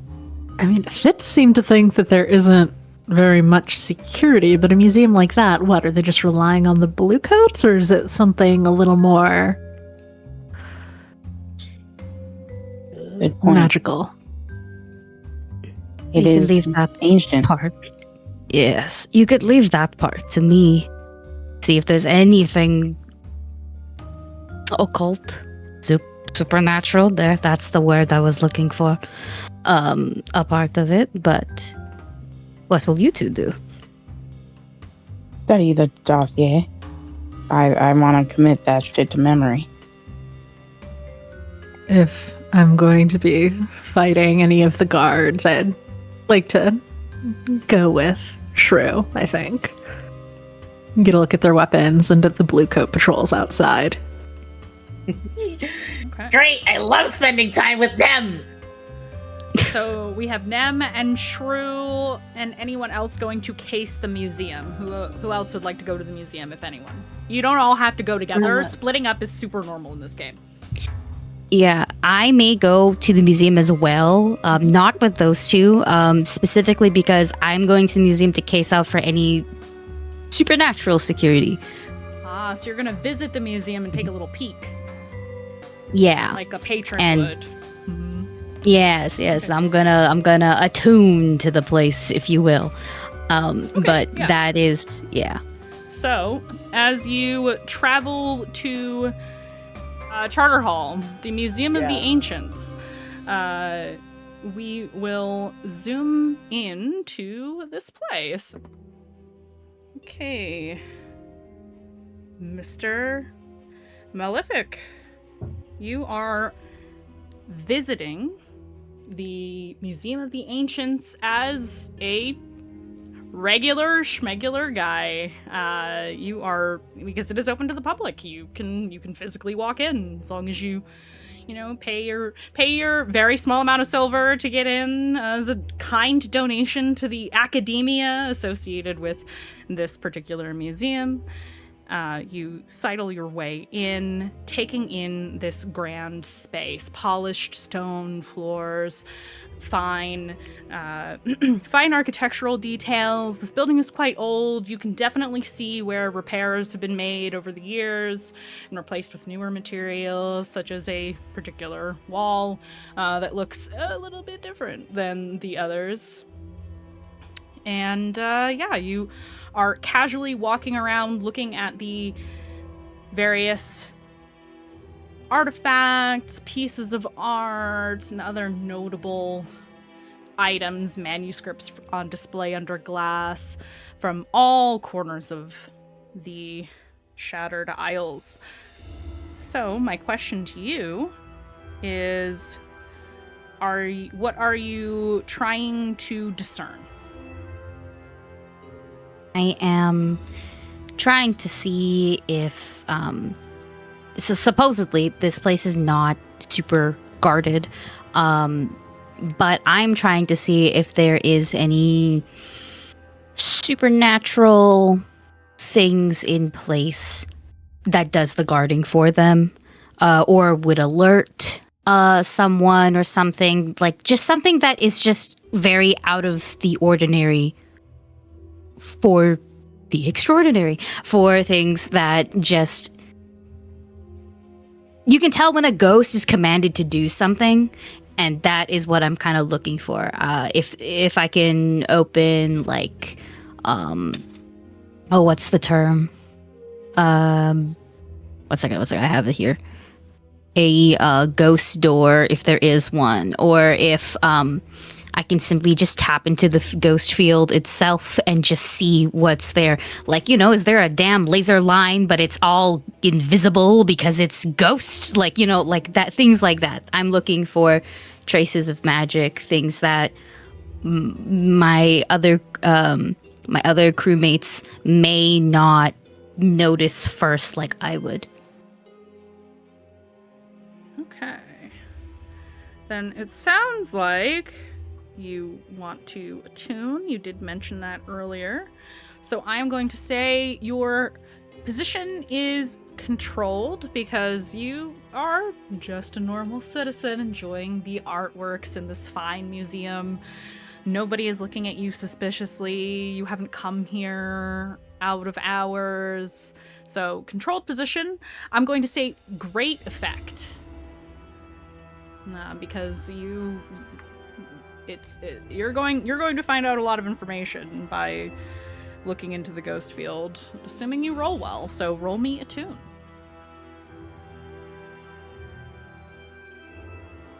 Five.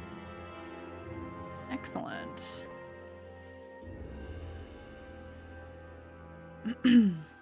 So that is a mixed result. So we'll get to that in a second, but I will tell you what you see.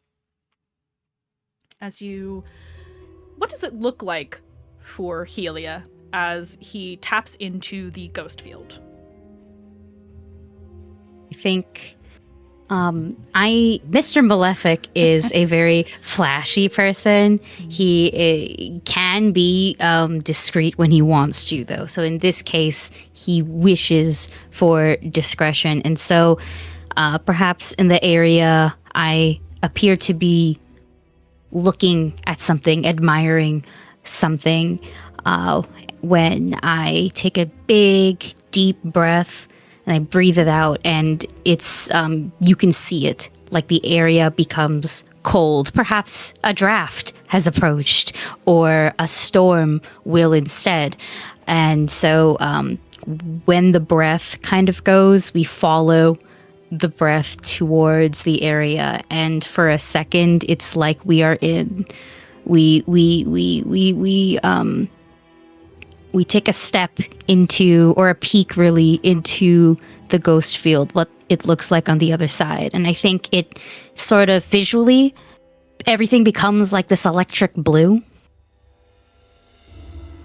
And the only thing that would be an opposite color would be my eyes. And Anusha's eyes, because I think she will appear as well, since we are looking into the ghost field. And as you look, the ghost field, while it is electric blue and various shades of blues, blacks, grays even in some areas, it is like looking at above table, it's like looking at photo negative. Inverted images, where things are not, they're a little off kilter from reality. There's after images in the ghost field, electric like energy arcs in various areas here, especially if you are near the barriers that protect Doskvol from Leviathans. And as you look around, you can see that, like everywhere, there is weird supernatural energy. And sure, there are spirits around, traces of things that happened here, impressions, wisps of mist that come and go nonsensically. And as you move through the galleries and displays, some items seem to call to you that others do not. Some glow distantly, some don't. Some are purely mundane. Some have strong emotional attachment tangled up in them, items that may have meant something to someone at some point in time. You get these flashes of thought, of memory, of clairaudience, clairsentience. You know things, you feel things, you find the impression of the other side in some of these items. As for defenses, as far as magic goes, as far as you could tell, there's nothing here of that nature. It's mundane. Some of the items have psychic impressions, perhaps even magical origins or augmentations, but no supernatural defenses here whatsoever. Is there perhaps anything with a strong feeling of protection or guardianship, or even an obsession of sorts? Like if you touch it, you will face a consequence type of feeling? Yeah, that's a great question. As you move through all of the exhibits, you go through the entire public space of the museum. You do not go into the back rooms because you can't, unless you're trying to sneak into the back rooms. You can. Always go left. There you go. I whispered it, and I was like, it's okay. You, in the public areas, you find nothing like that.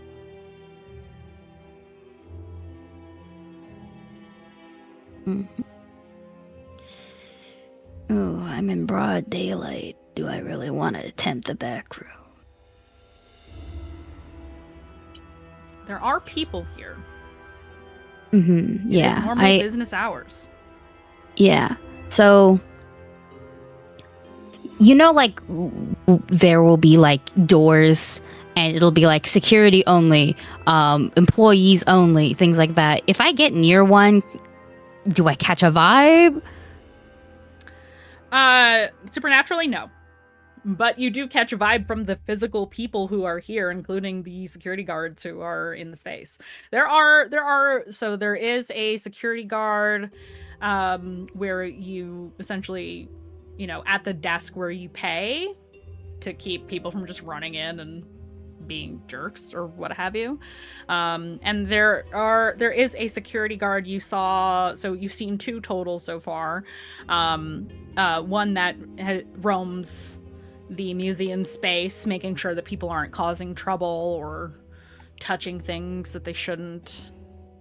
But it seems pretty chill here, but if you go near one of those doors, you are noticed immediately. There are people here. Yeah. Mm-hmm. That would require further rolls. Yeah. Yeah. I mean, I think, if they, if I catch, like, vocal suspicion, I'm gonna pretend I can't read too well. Like, oh, sorry, bad. Nobody reading. They look at you. They don't act hostile. Yeah. They don't say, "Hey, get away from there." They just kind of it's just like guards doing their job. Yeah. It's the I see you. I'm yeah, looking. yeah. That's fine. If you wanted to prowl, you could prowl. But yeah. Boy howdy, would you be in a really bad position to do that?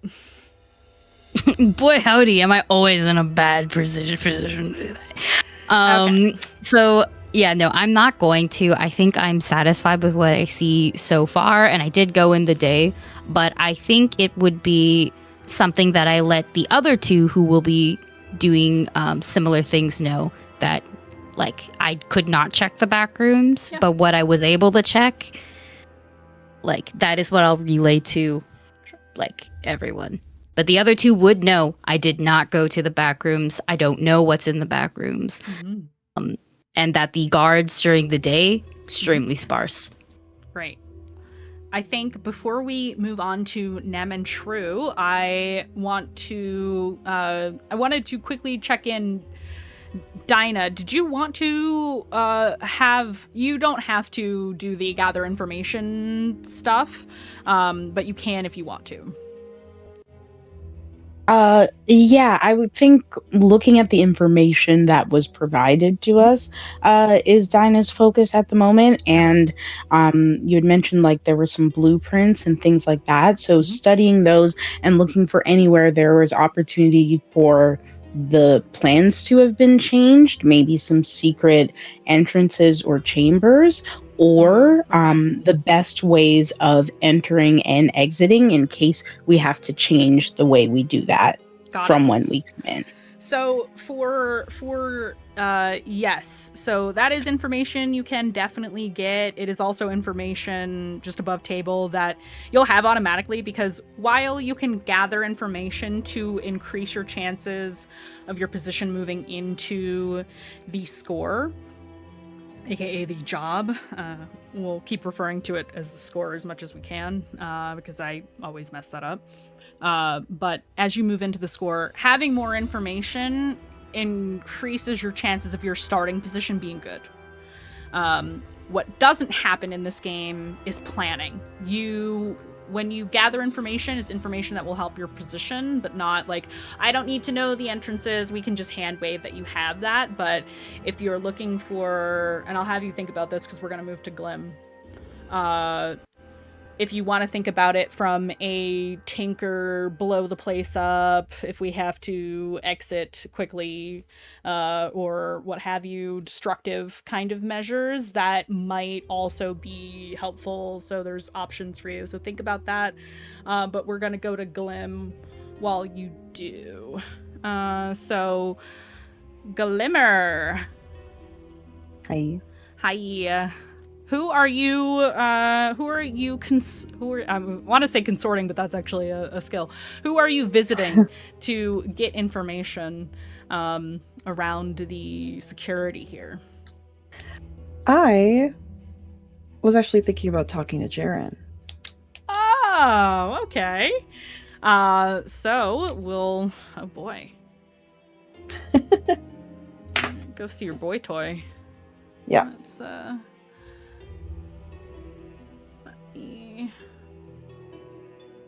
So, Glimmer, you have arrived in the way that you do on Jaren's doorstep, unannounced as per usual, and he, of course, answers your call.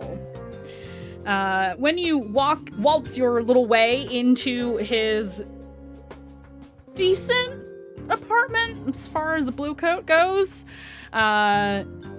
he lets you in. Well, you're looking lovely today. Thank you, I know. How are you doing? It's the I know for me, it gets me every time. And he, above table, he knows you as Estelle, right? Yes. Okay. He'll say, Estelle, I'm having a much better night now that you're here. To what do I owe this unexpected pleasure? Well, a couple of things. For one, it's been a minute since I've seen you. Oh, did you miss me? You'd like to hear that I did. Would that be so wrong? No, I guess not. I think Glimmer would kind of already start initiating getting close to him. This is Boy Toy. So Mhm. she's gonna go straight for kissing him and just go straight into hooking up, if that's Okay. cool with you. Absolutely. Because she wants So, to go yeah. for it and butter him up. So you have a good time. You have a few drinks, a few laughs, and some other things. And afterwards, pillow talk. So you were laying in bed. You know, as far as you know his job, he's an archivist. He's not out in the field. He's not, chasing down criminals, but hoo boy, is he fit. And he's leaning up on one elbow, resting his jawline on his hand, looking at you. So, what kind of gossip are you looking for this time? You know me so well. Well, you don't often show up on my doorstep without an agenda, so what is it? I have all these kinds of curiosities about your job and people you work with. Right. Right. So I was a little curious about your friends. I heard that there's an event going on at the museum, and I have a couple of people who are not very, who are very excited actually to meet one of your colleagues. And Really? yeah, this is gonna be total bullshit, by the way, but I imagine that he's used to her just coming up with. Oh, he eats up everything you bring to him. Yeah. It's very much like a story about so I met this friend at a party and she knows one of your colleagues and she knows that he works at the museum. Can I know when he's gonna be there? Or can I just get a list of information basically to get this kind of schedule going on? It's a stupid from point A to point Z that has no letters in between. But so you spin up some kind of tale that sounds like, somebody who might be wanting to support the Bluecoats. Yes. Is wanting to check out what it's like, make sure they feel safe at the event, that kind of thing. Yeah. Okay. It's very much an admiration and, Oh. He says, the museum, are you sure you got that right? Which one? The Museum of the Ancients? Yes, the Ancients. That's the one. I mean, we don't really do security there. We do. Okay. I mean, it's Charter Hall, so of course there's patrols. So the streets would be safe, of course. If your friend would like to speak to the captain, surely. If they are wanting to be donors to the Bluecoats, we could arrange a meeting of some kind. But okay, at the museum, we don't handle the security detail there. Of course, we have a jurisdiction, but right. It's mostly the surrounding areas. I believe they have private security. Probably want to talk to the curator of the museum. Right. Okay. Well, my friend's going to be a little disappointed in that information. She was really hoping to talk to them there. That's fine. I'll go ahead and relay the information. She'll figure it out. And maybe we could set something up, like you said. But yeah, this was great. So we're not quite done with your above table. As part of this interaction, we'll see how motivated he is to go out of his way for you. I'm gonna say this one is, let's see, he is. You are trying to get information out of him, so this would be a consort role. You're using your connection with him to gain access to resources, so that would be consort. Got it.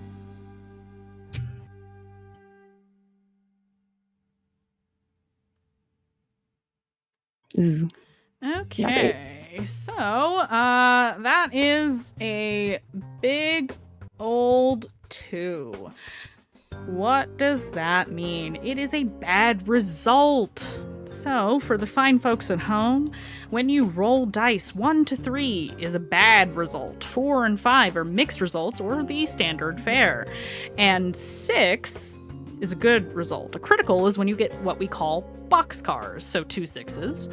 And that is an exceptional result.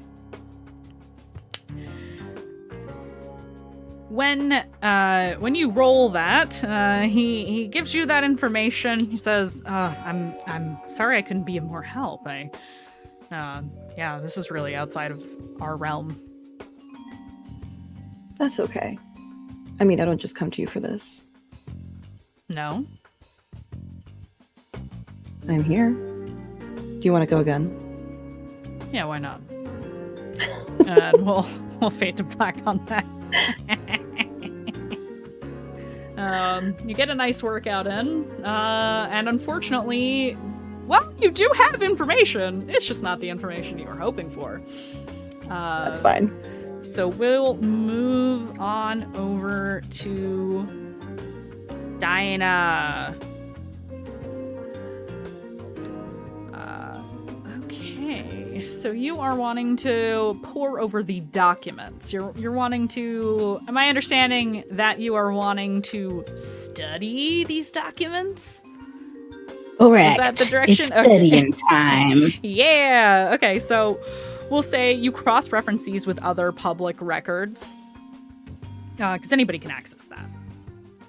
So give me your study roll. All right. What's my position? Do I need one for this particular? No stakes. You're looking at paper. Okay. Yep. Great. And effect would be standard then. Yeah, all that would be standard. Yep. Okay. A 6. Perfect. That's a success. It's a good result. So you go through the blueprints that you were given, the dossier provided to you by Fitz, which is pretty detailed. It includes a little bit of history about the place. It does include information that there is Bluecoat presence in the vicinity, but unknown as to what is on the interior of the building.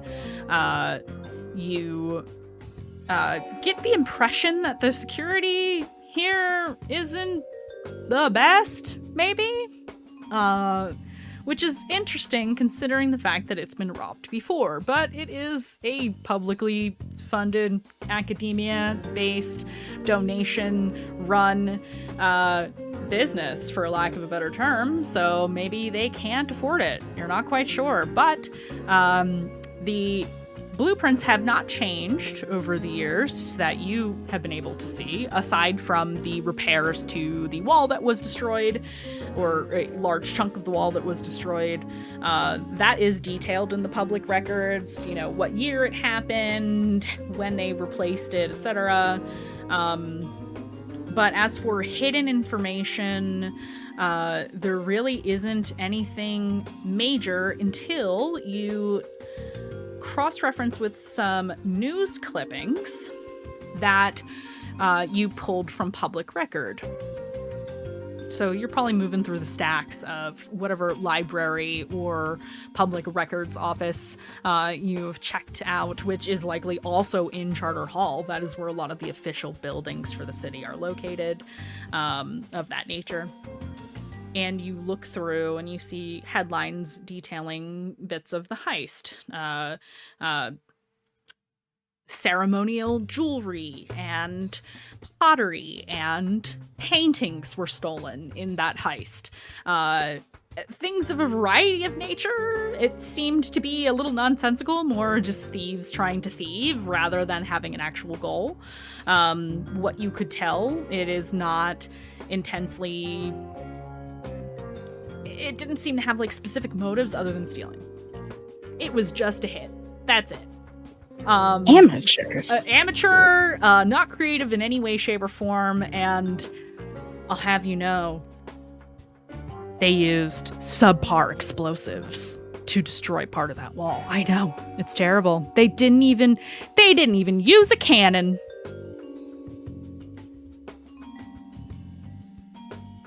I know, disgraceful. I'm embarrassed for them.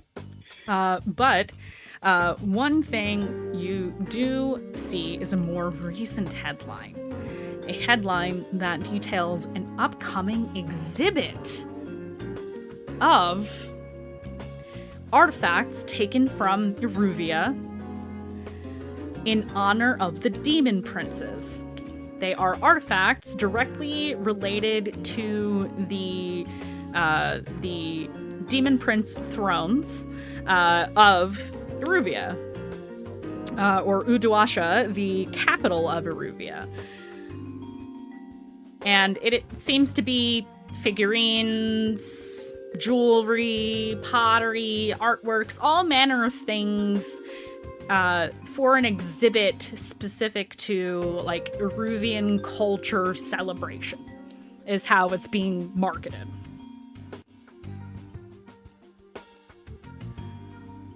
That is copied, noted down in detail for further perusal.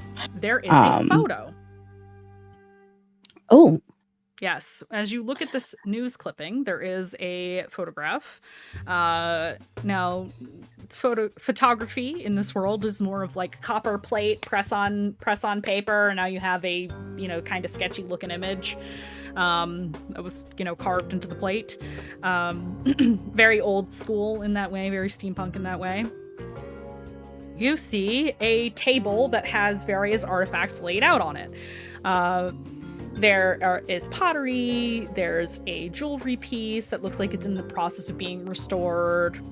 There are some ceremonial garb items that are draped over a mannequin, and one item that is sitting in a cushioned box. It is long, it is rectangular, it's thin, it looks very geometric and unassuming. It's just kind of sitting there. You're not even quite sure what it is. But a lot of these items seem to have designs or purposes that are not clear to you. It's like, what kind of artifact is this? What does it do? What was it for? It looks like it doesn't do anything. You're not quite sure why.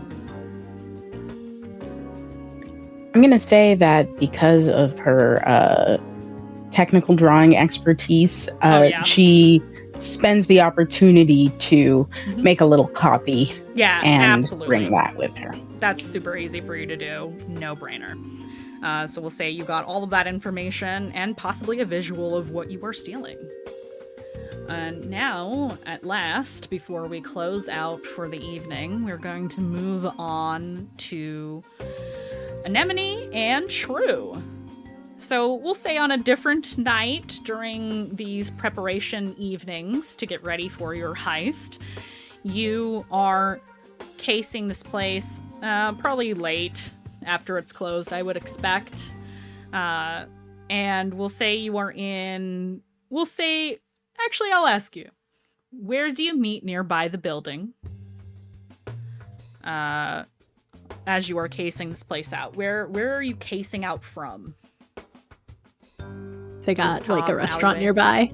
Oh yeah, there's so this street there are other offices, there are apartments, I keep saying civic, it's like public service offices, not a lot of restaurants here. There are other alleyways, rooftops, places where you could post up if you wanted to.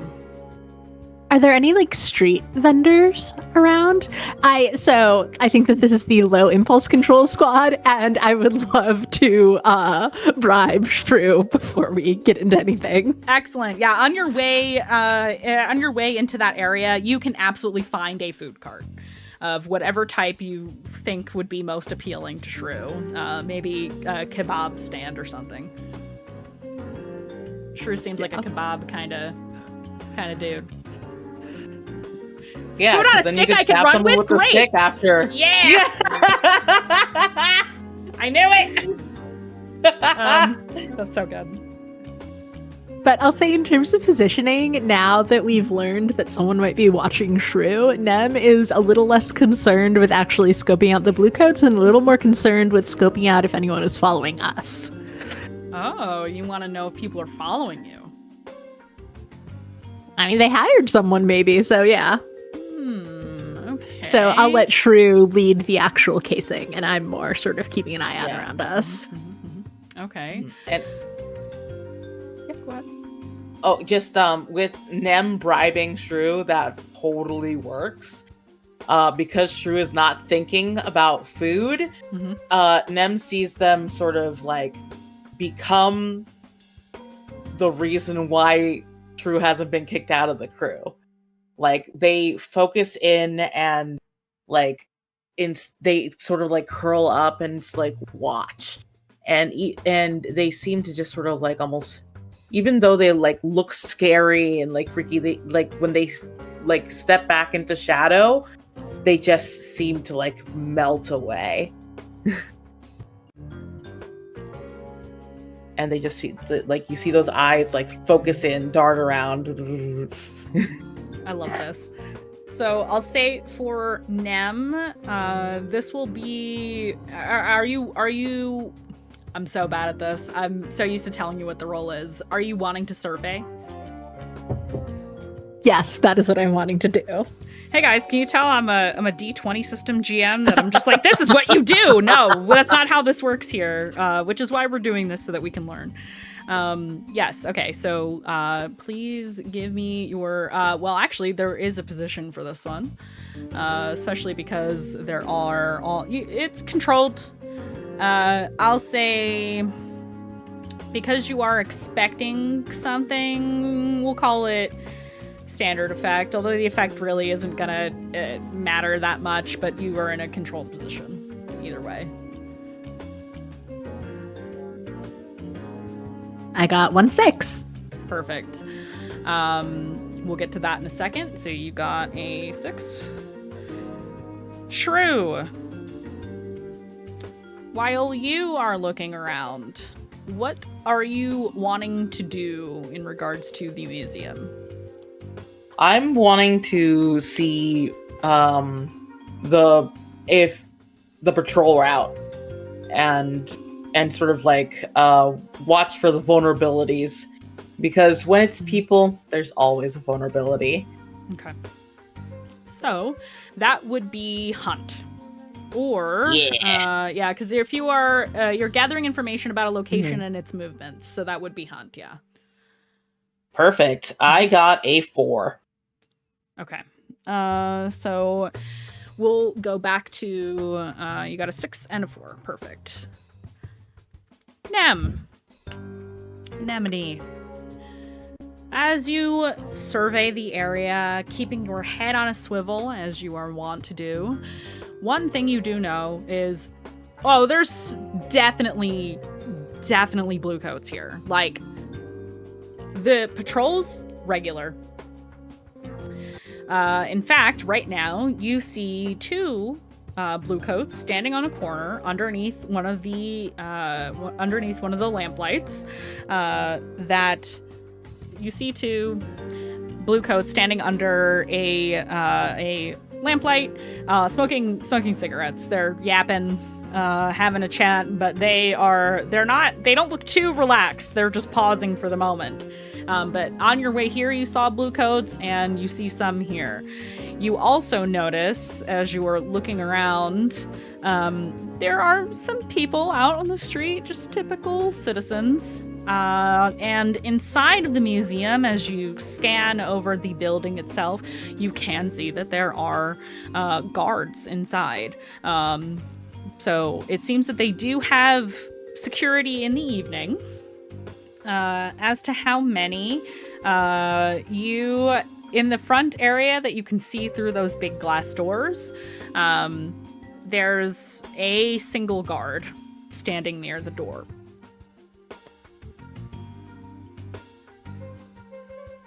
And then a few minutes pass, and he moves along. And then very brief time after that, another one takes his place. There is a rotation. It seems that they spend the evening taking turns of who is walking around and who is standing. So you have now seen 2 individuals. Shrew, you are on the hunt. You want to know what the movements are like, how frequent they are. So as you split off from Nem, fading into the shadows like you do, prowling or not, you notice the guard rotation at the front. You know the timing. And though it was a mixed success, or mixed result, I should say, you do see when you go out back to where the back door is, there is a guard standing there. And he is reading a book, actually. He's holding he's got a little chat book that he has flipped open, and he is flipping through the pages like he's looking at notes of some kind. He super does not notice you as you were sneaking around trying to case the joint. He is engrossed. You're not sure how many guards there actually are, but there's at least 2. Mm-hmm.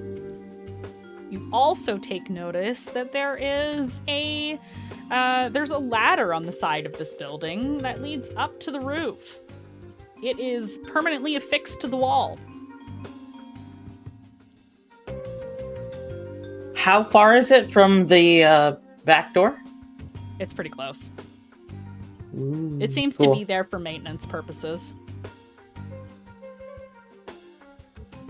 Kind of rickety metal, but serviceable. In the brain zone. Yeah, if you wanna, I do love a complication in that. Oh, Sure we're is gonna get probably to like- that. Okay, never mind. So we'll say, okay, you don't get noticed by this guard. You find this. You start looping around. Well, I assume you're looping around the building, like through the alleyways, trying to avoid being too close to it, but close enough that you can see. Am I understanding the method to the madness here? Okay. So as you loop back around, to get back to Nem. And Nem, you spot this too. On the rooftop neighboring the museum, some kind of archive building, sitting on top of the roof, ducking, definitely trying not to be seen, is a man in a dark coat. He's got a fedora, wide brim kind of hat that obscures part of his face. You can't tell who it is. But there is a man up there. And Nem, with your good dice result, your success, you can tell he was watching y'all. You see This is where us being the low impulse control squad is bad, because Nem will sort of turn to Shrew or go find Shrew, sort of nod up towards the roof and just ask, I think that's the guy watching you. Do you want me to kill him? Oh, we could probably just kill him together. That way he won't get away really far. Fair?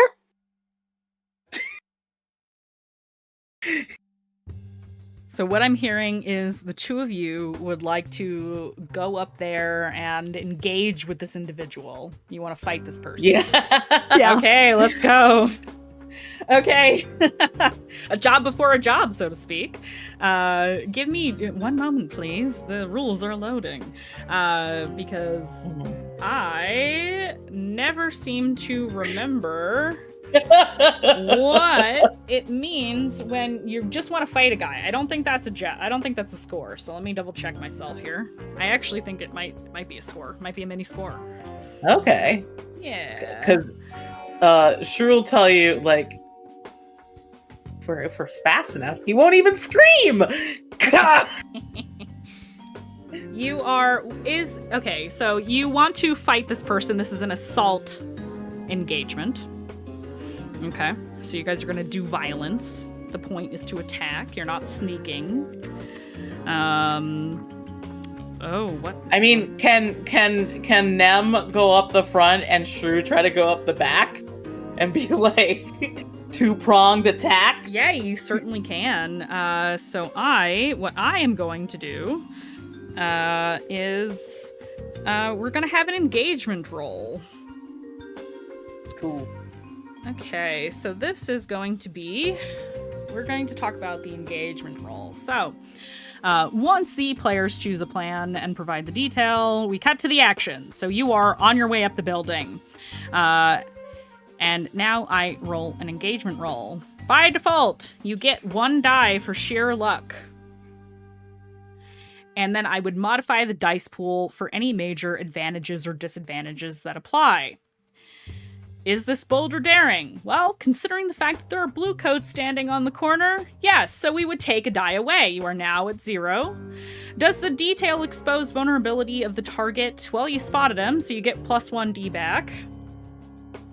Can any of your friends or contacts provide aid? Not really. +1 D. Are there any other elements you want to continue? Yeah, it would just be... Okay.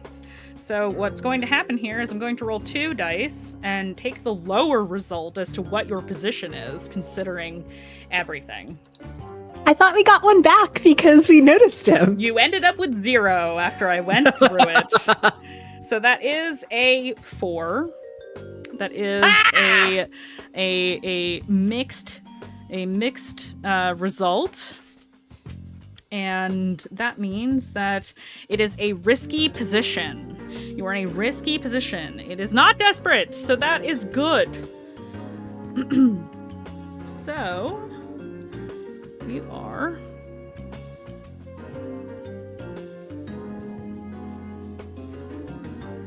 And we're gonna move on up to combat.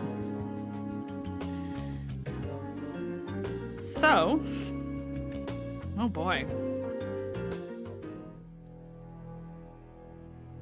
Describe what it looks like as you climb up the building to attack this man.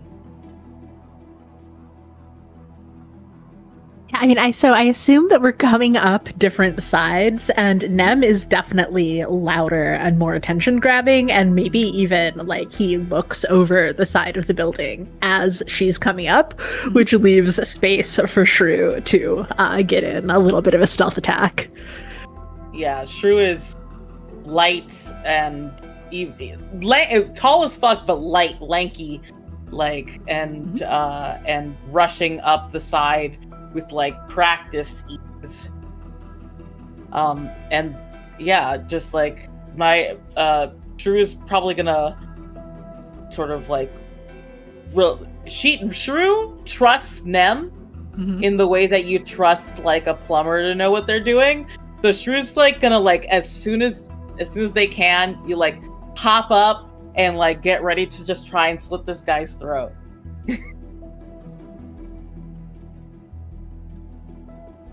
Yeah, and I mean, Nem is colorful and big and is drawing attention and aggro as much as she can. And if, the throat slitting doesn't cut, it is ready to try and punch this guy out. Okay, so we're going to talk a little bit about combat. So yes, you are going to attempt to cut this man, and you likely will. Give me just a second. There are no turns in this, so essentially you will go first. We'll say, so you are wanting to hit this man. Called shots can be a thing, but it's not going to affect your roll. So you are wanting to harm this man. This is a skirmish roll. Should we both be making this, or should someone make it with, like, aid? Do you want to aid one another in this? I would actually like to argue that this should be a prowl roll. Because I'm trying to ambush with close violence. Okay. So, then it would be 2 separate rolls. We will start with skirmish for Nem, and then prowl for Shrew here. And now, I mean, 2 dice is good.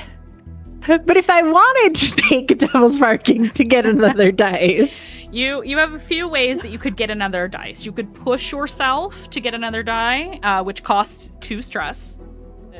So you automatically get that. Or you could take a Devil's Bargain to either increase your die pool by 1, increase your position or the effect of what it is you are doing. But that means that there is a price. That could mean complications. That could mean heat. That could mean things that make your life very difficult. Okay.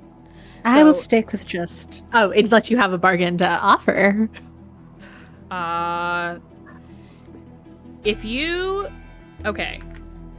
I will allow you to kill this man. But you get 2 heat. You are in charter ball, and there are blue coats. You can auto-kill this man if you roll well enough. But I believe, actually, let me double-check myself here. Devil's Bargains. I think you have to roll beforehand. Do you? I thought that you got the bargain before you roll. I think you asked before. You get the bargain before you roll. Yeah, you get the bargain before you roll, and then you get to choose if you want it or not. Okay.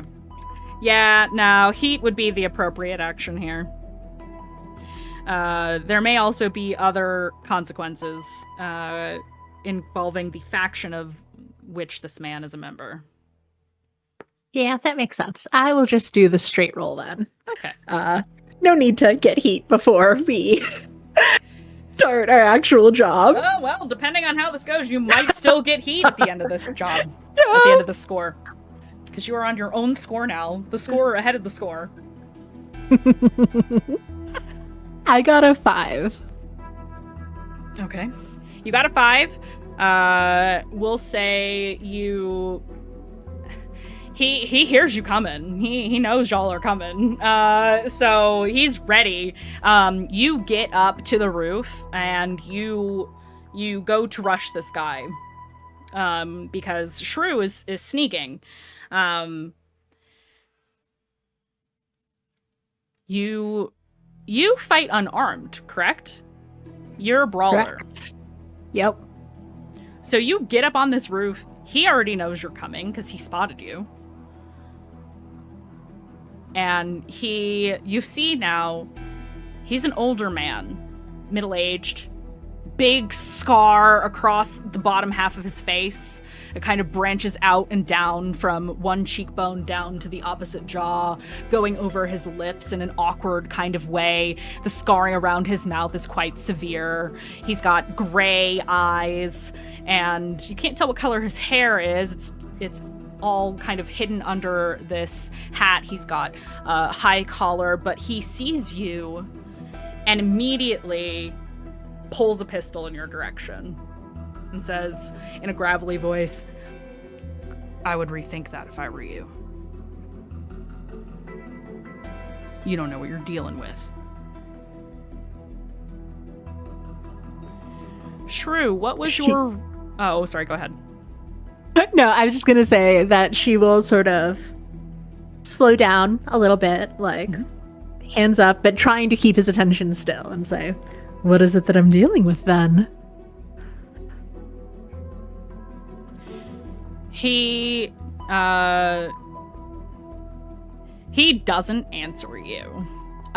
He is pointing the gun at you and tilts his head to look at Shrew.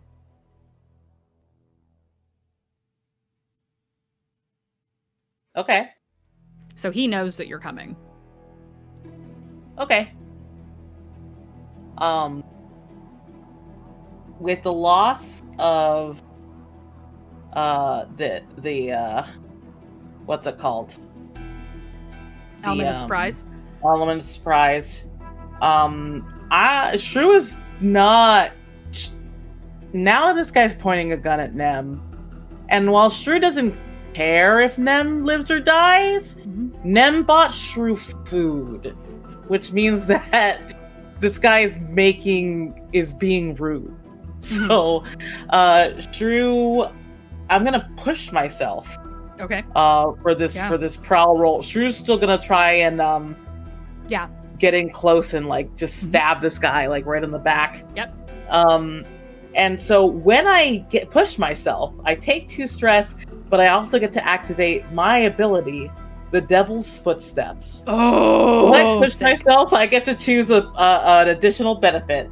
Form a feat of athletics that verges on superhuman, maneuver to confuse your enemies so they mistakenly attack each other. Shrew, so he tilts his head to look at Shrew, and in the dark of Doskvol, Shrew's like smile creeps open. You see the bright white of their teeth, and then they are gone. And just like rushes forward to stab, to like with an inhuman speed to just stab forward and attack. So I'll roll 4 dice on this prowl. And that's boxcars, baby! Let's go! The first crit of the game! Incredible! Yes! Thankfully, 4 dice is like a good chance of that. Okay, so yeah, you disappear, you split, you move with inhuman speed to maneuver and confuse your enemies, which is this particular man who is pointing a gun at your friend. Describe to me what it looks like as you attack him. So Nem sees like Shrew disappear as well, and it's like a fast like blur, and then Shrew's like at full height. How tall is this guy? He is probably 6'1". Yeah, so at full height, Nem can see the top of Shrew's head like over, and just like hard, like hand hard, and just right into the back, trying to like get like cut through the, like slip the dagger like right through the back into the ribs, to the heart. Oh yeah, so you're just fully going for the grab and stab. Okay. Yeah. You got boxcars, bestie. This man is bleeding out. He falls to one knee. He's trying to grip at his side, but you got him in the back and he can't quite reach. He cried out in pain. I am gonna roll a fortune roll to see if his gun goes off when he drops it. If it does, it will hit Nem. It does not. Bang! The gun goes off as it clatters across, because it was cocked and ready to go. So when it hit, it shot off, and you hear from below, "What was that?" The bluecoats have been alerted. What do you do? This man is bleeding. He's fallen to a knee. He's bleeding out. He will die soon. You could finish him off, or you could run and avoid the bluecoats. I think Shrew looks at Nem and is just like, again, smiling. There's like blood on their hand, and they're just like, let's go. Yeah, does the guy have anything obvious on him? Like, he's not carrying camera, the equivalent of a camera, or anything? Nope. Okay. You search his I'm body. gonna take the gun. Yeah, you pick up the gun. It's a regular gun. There's nothing fancy about it. It's just a pistol. But you take that. If you do you take the time to search him? No. If there's nothing obvious, then we're just gonna get out of here. Nope. He's got dark clothes. They don't seem very nice. They're a little bit mussed up, especially now that they're becoming covered in blood, but he was wearing all black. It's a little hard to see that. Dude is actively bleeding out as he collapses to the ground, dying. There is nothing obvious on him. You would have to search him. Yeah, Mandy, nope. I just literally, Shrew, as he like falls, Shrew is gonna like take the hat off his head and then like in like a little finesse moment, put it on their head and pick up the gun and just like, let's go. Okay. And you hear that Bluecoats are approaching the building from which they heard the shot at the top of. So now we are going to start an escape clock as you run away from the scene of the crime. You've just killed a man in a very well-lit, well-patrolled area. So it's going to be, frankly, I'm not even going to roll for this. I can tell you exactly. Actually, no, it is... Nope, you do have to roll for it. So let's see. This should be desperate, but... Son of a bitch. I rolled a 2. It is a desperate position, which means that actions that you take during this time will earn you XP in whatever skill type, insight, prowess, or resolve that you take during this time.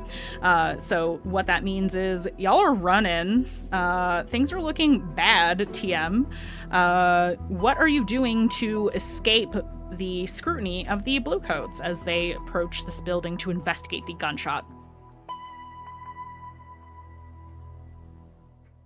I mean, Rocco is like, you'll survive the jump, right? Of course. Yeah, I'll survive the jump. You're like 4 stories up. You sure about that? Actually, the thing oh no, I completely fucked up. I forgot to tell you guys to choose the size of your load. So let's do that now really quick. Backtrack. Oh, hell yeah. At the beginning of, so you don't click off the items. I see what you're doing. You don't need to click those off to start with. What you do is you choose the size. So the little diamonds above underneath where it says your class, it says 3 is light, 5 is normal, 6 is heavy. That determines how many items you can choose towards your load. So if you have a light load, that means that you do not appear armed. You can move quickly and without encumbrance, but that also means you are not allowed to carry as much. We do, from being shadows, have 2 free load of thieves' tools or gear. You sure do. So that does include climbing gear, burglary gear, that kind of thing. So you can assume that you have those items, is what I'm saying. That's how this works. You assume what you have when you need it. Yes. And I will pick light load because this was just a reconnaissance. Mm-hmm. Okay, perfect. And I assume the same for Shrew. I just saw you click into that. Yeah. Yes. Okay, so now that we have that established, when you need items, you can tick them off. So if you have burglary gear, that does include... you don't have to select the items ahead of time, only the size of the load. You check items when you use them. It's very reactionary in that you decide what you need when you need it. You also decide what you planned when you plan it through way of flashbacks, which we will go over next session. Or this session, depending on how you're feeling. So we'll assume you have burglary gear, which includes rope. Yeah, literally, Shrew looks at Nem and is just like, and from like the baggy likeness of their overalls, they just whip out their fine shadow cloak, and is just like, you can just climb down and I'll cover you by like holding onto your shoulders, and then they won't see us. Yeah, I will trust that. I will take my free 2 load of climbing gear and climb us on down. Excellent. So you climb down. These are things that you don't have to roll for. You climb down the building. It's not treacherous. You have gear for this. And with the shadow cloak, it does improve your effect level when you sneak. So you climb down the building. You are both trying to be sneaky and avoid suspicion, correct? So that would be prowl for both of you. If you want to... you can, so something you can do is you can have a group role where one person leads that role. But if you fail, that person takes on all of the stress of the failure. But you do get an extra die. True? Does Nem trust Shrew to lead in this moment? Yeah, I mean, this is your bag. Mine was the fighting. Exactly. Yeah. I'll lead it to get that extra die. Lead a group action. So you can lead a group action. You coordinate multiple members of the team to tackle the problem together. Each PC involved makes an action roll using the same action, in this case, prowl, for both of you. And you take 1 stress for each PC that rolls a 1 to 3 as their best result, if that is the case. So both of you, please roll me prowl. Okay. And then, so am I rolling with 1 less dice? No, you roll with your full number. Dice. Yes, so you roll with your full amount of dice. So you have 3 in prowl, you roll 3. If you want to push yourself, you can, but if Nem fails, you take extra stress. I'll stick with 3 for now. Okay, so roll your standard amount, same for Nem. Can I push myself if I'm helping or no? You can, yeah. Yeah, I'll do that. Hell So yeah. please mark 2 stress when you push yourself, because that very much matters. I got 2 1s, Mandy. Oh no, not Snake Eyes. I got a 6. So I'll take your stress for you. Okay, so let's see. So you do take 1. So wait, you said you got a 6? Yes, I got a 6. Okay, so you still succeed. However, you do take a stress for Nem's failure. Gotcha. But because you are leading the roll, you succeed still because you got the 6. Okay, so because essentially we count 2 stress for each one. No. Hold, please. Okay. Sorry. So each PC who is involved makes an action roll, which you just did. The team counts the single best result as the overall effort for everyone who rolled.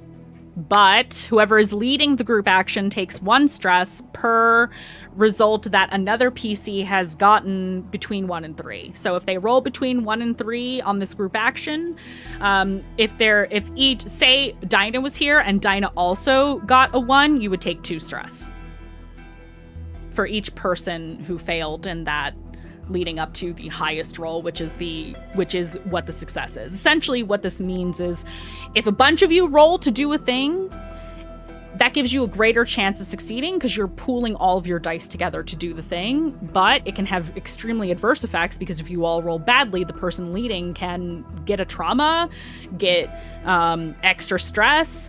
If you are already loaded up on stress and you do a big group roll on top of that and you lead a group roll, you could get knocked out of the scene by getting a trauma if you max out on your stress.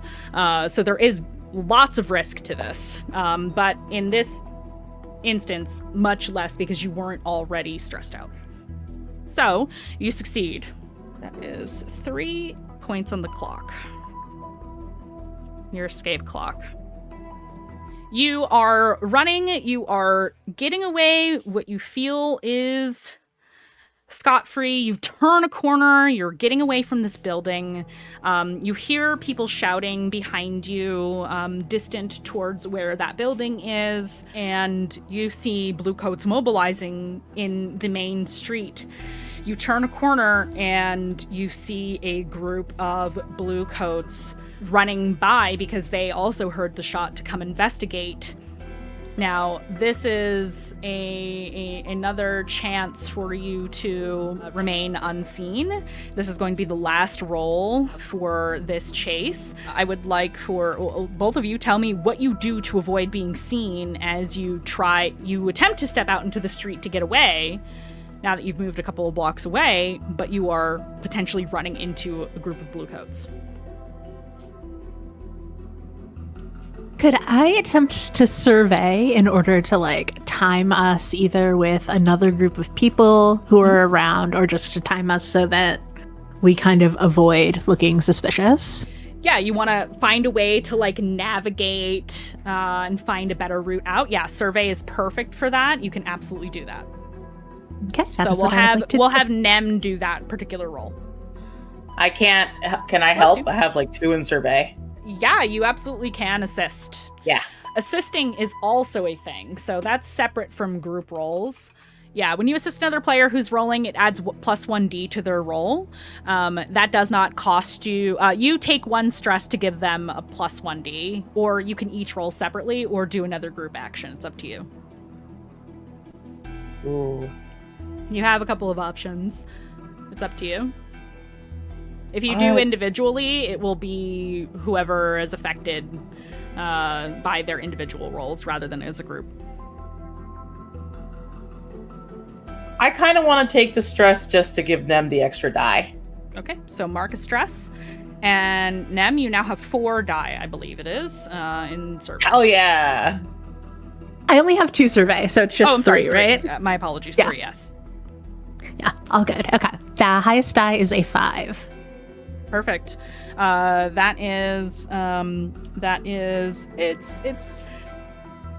It's better than bad.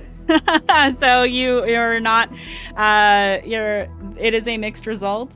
However, you hear people coming. You probably mom arm shrew against the wall really quick when you hear bluecoats coming to keep them from stepping out into the street.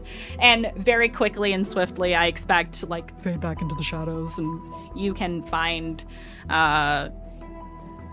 tell me what it looks like as you navigate Shrew away from this. So I wonder, we have, in addition to the free thieves tools, yes, we have underground maps and passkeys, and I wonder if there's a way to sort of navigate us into an alley where we know that there is a sewer or some sort of underground route back. Oh my god, absolutely. Yes.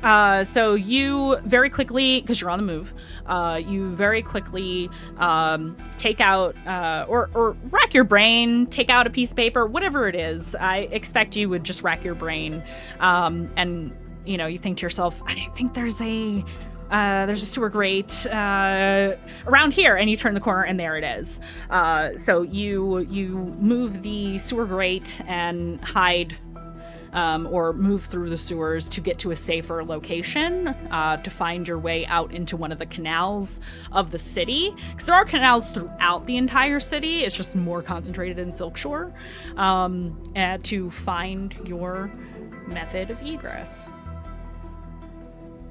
And with that, we close on this particular scene. And now let's talk about what our lovely players don't see.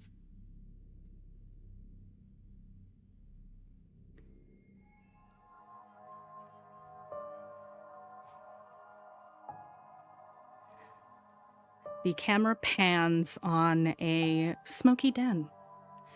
It appears to be some side room of a grand estate. There are marble tiles on the floor in a checkerboard pattern, much like a chessboard. The walls are covered in beautiful paintings and tapestries. The furniture is finely appointed. There is a fire roaring in the hearth on one side of the room, and standing in front of the blaze is a tall woman with deep black hair cascading about her shoulders, down her back, as she casually tosses a file into the fire. A man sits cast in shadow next to the hearth as a man enters the room. Another man. He is dressed in a sharp suit. Blonde hair, dark eyebrows, slicked back out of his face. Fitz. He bows respectfully to the individuals in the room. It's done. I've made sure that these little criminals will do exactly as we ask. The woman turns and says, well, it's not done yet, is it? Keep an eye on them. My little birdies in Charter Hall say that they're making quite a ruckus already, and they haven't even begun. He kind of stiffens at that, because he literally just gave you all the job. I was unaware. I apologize. I will keep a closer eye on your little project. She smiles, but it's not kind. Turns back to the fire. See to it that you do. Fitz. No more failures. Yes, ma'am. He very stiffly backs up as he takes note of another individual in the room that he did not see before. A androgynous individual, shaved head, dark leathers, leaning against the wall in the corner nearest the door that Fitz walked in, almost hiding amidst the greenery in this room. He stops. Fitz does, looking at this person, and he looks nervous. But as the individual who seems to be picking their nails with a dagger does not look up at him, he continues out of the room.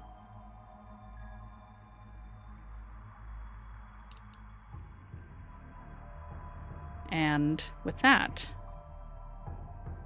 we close out for the night.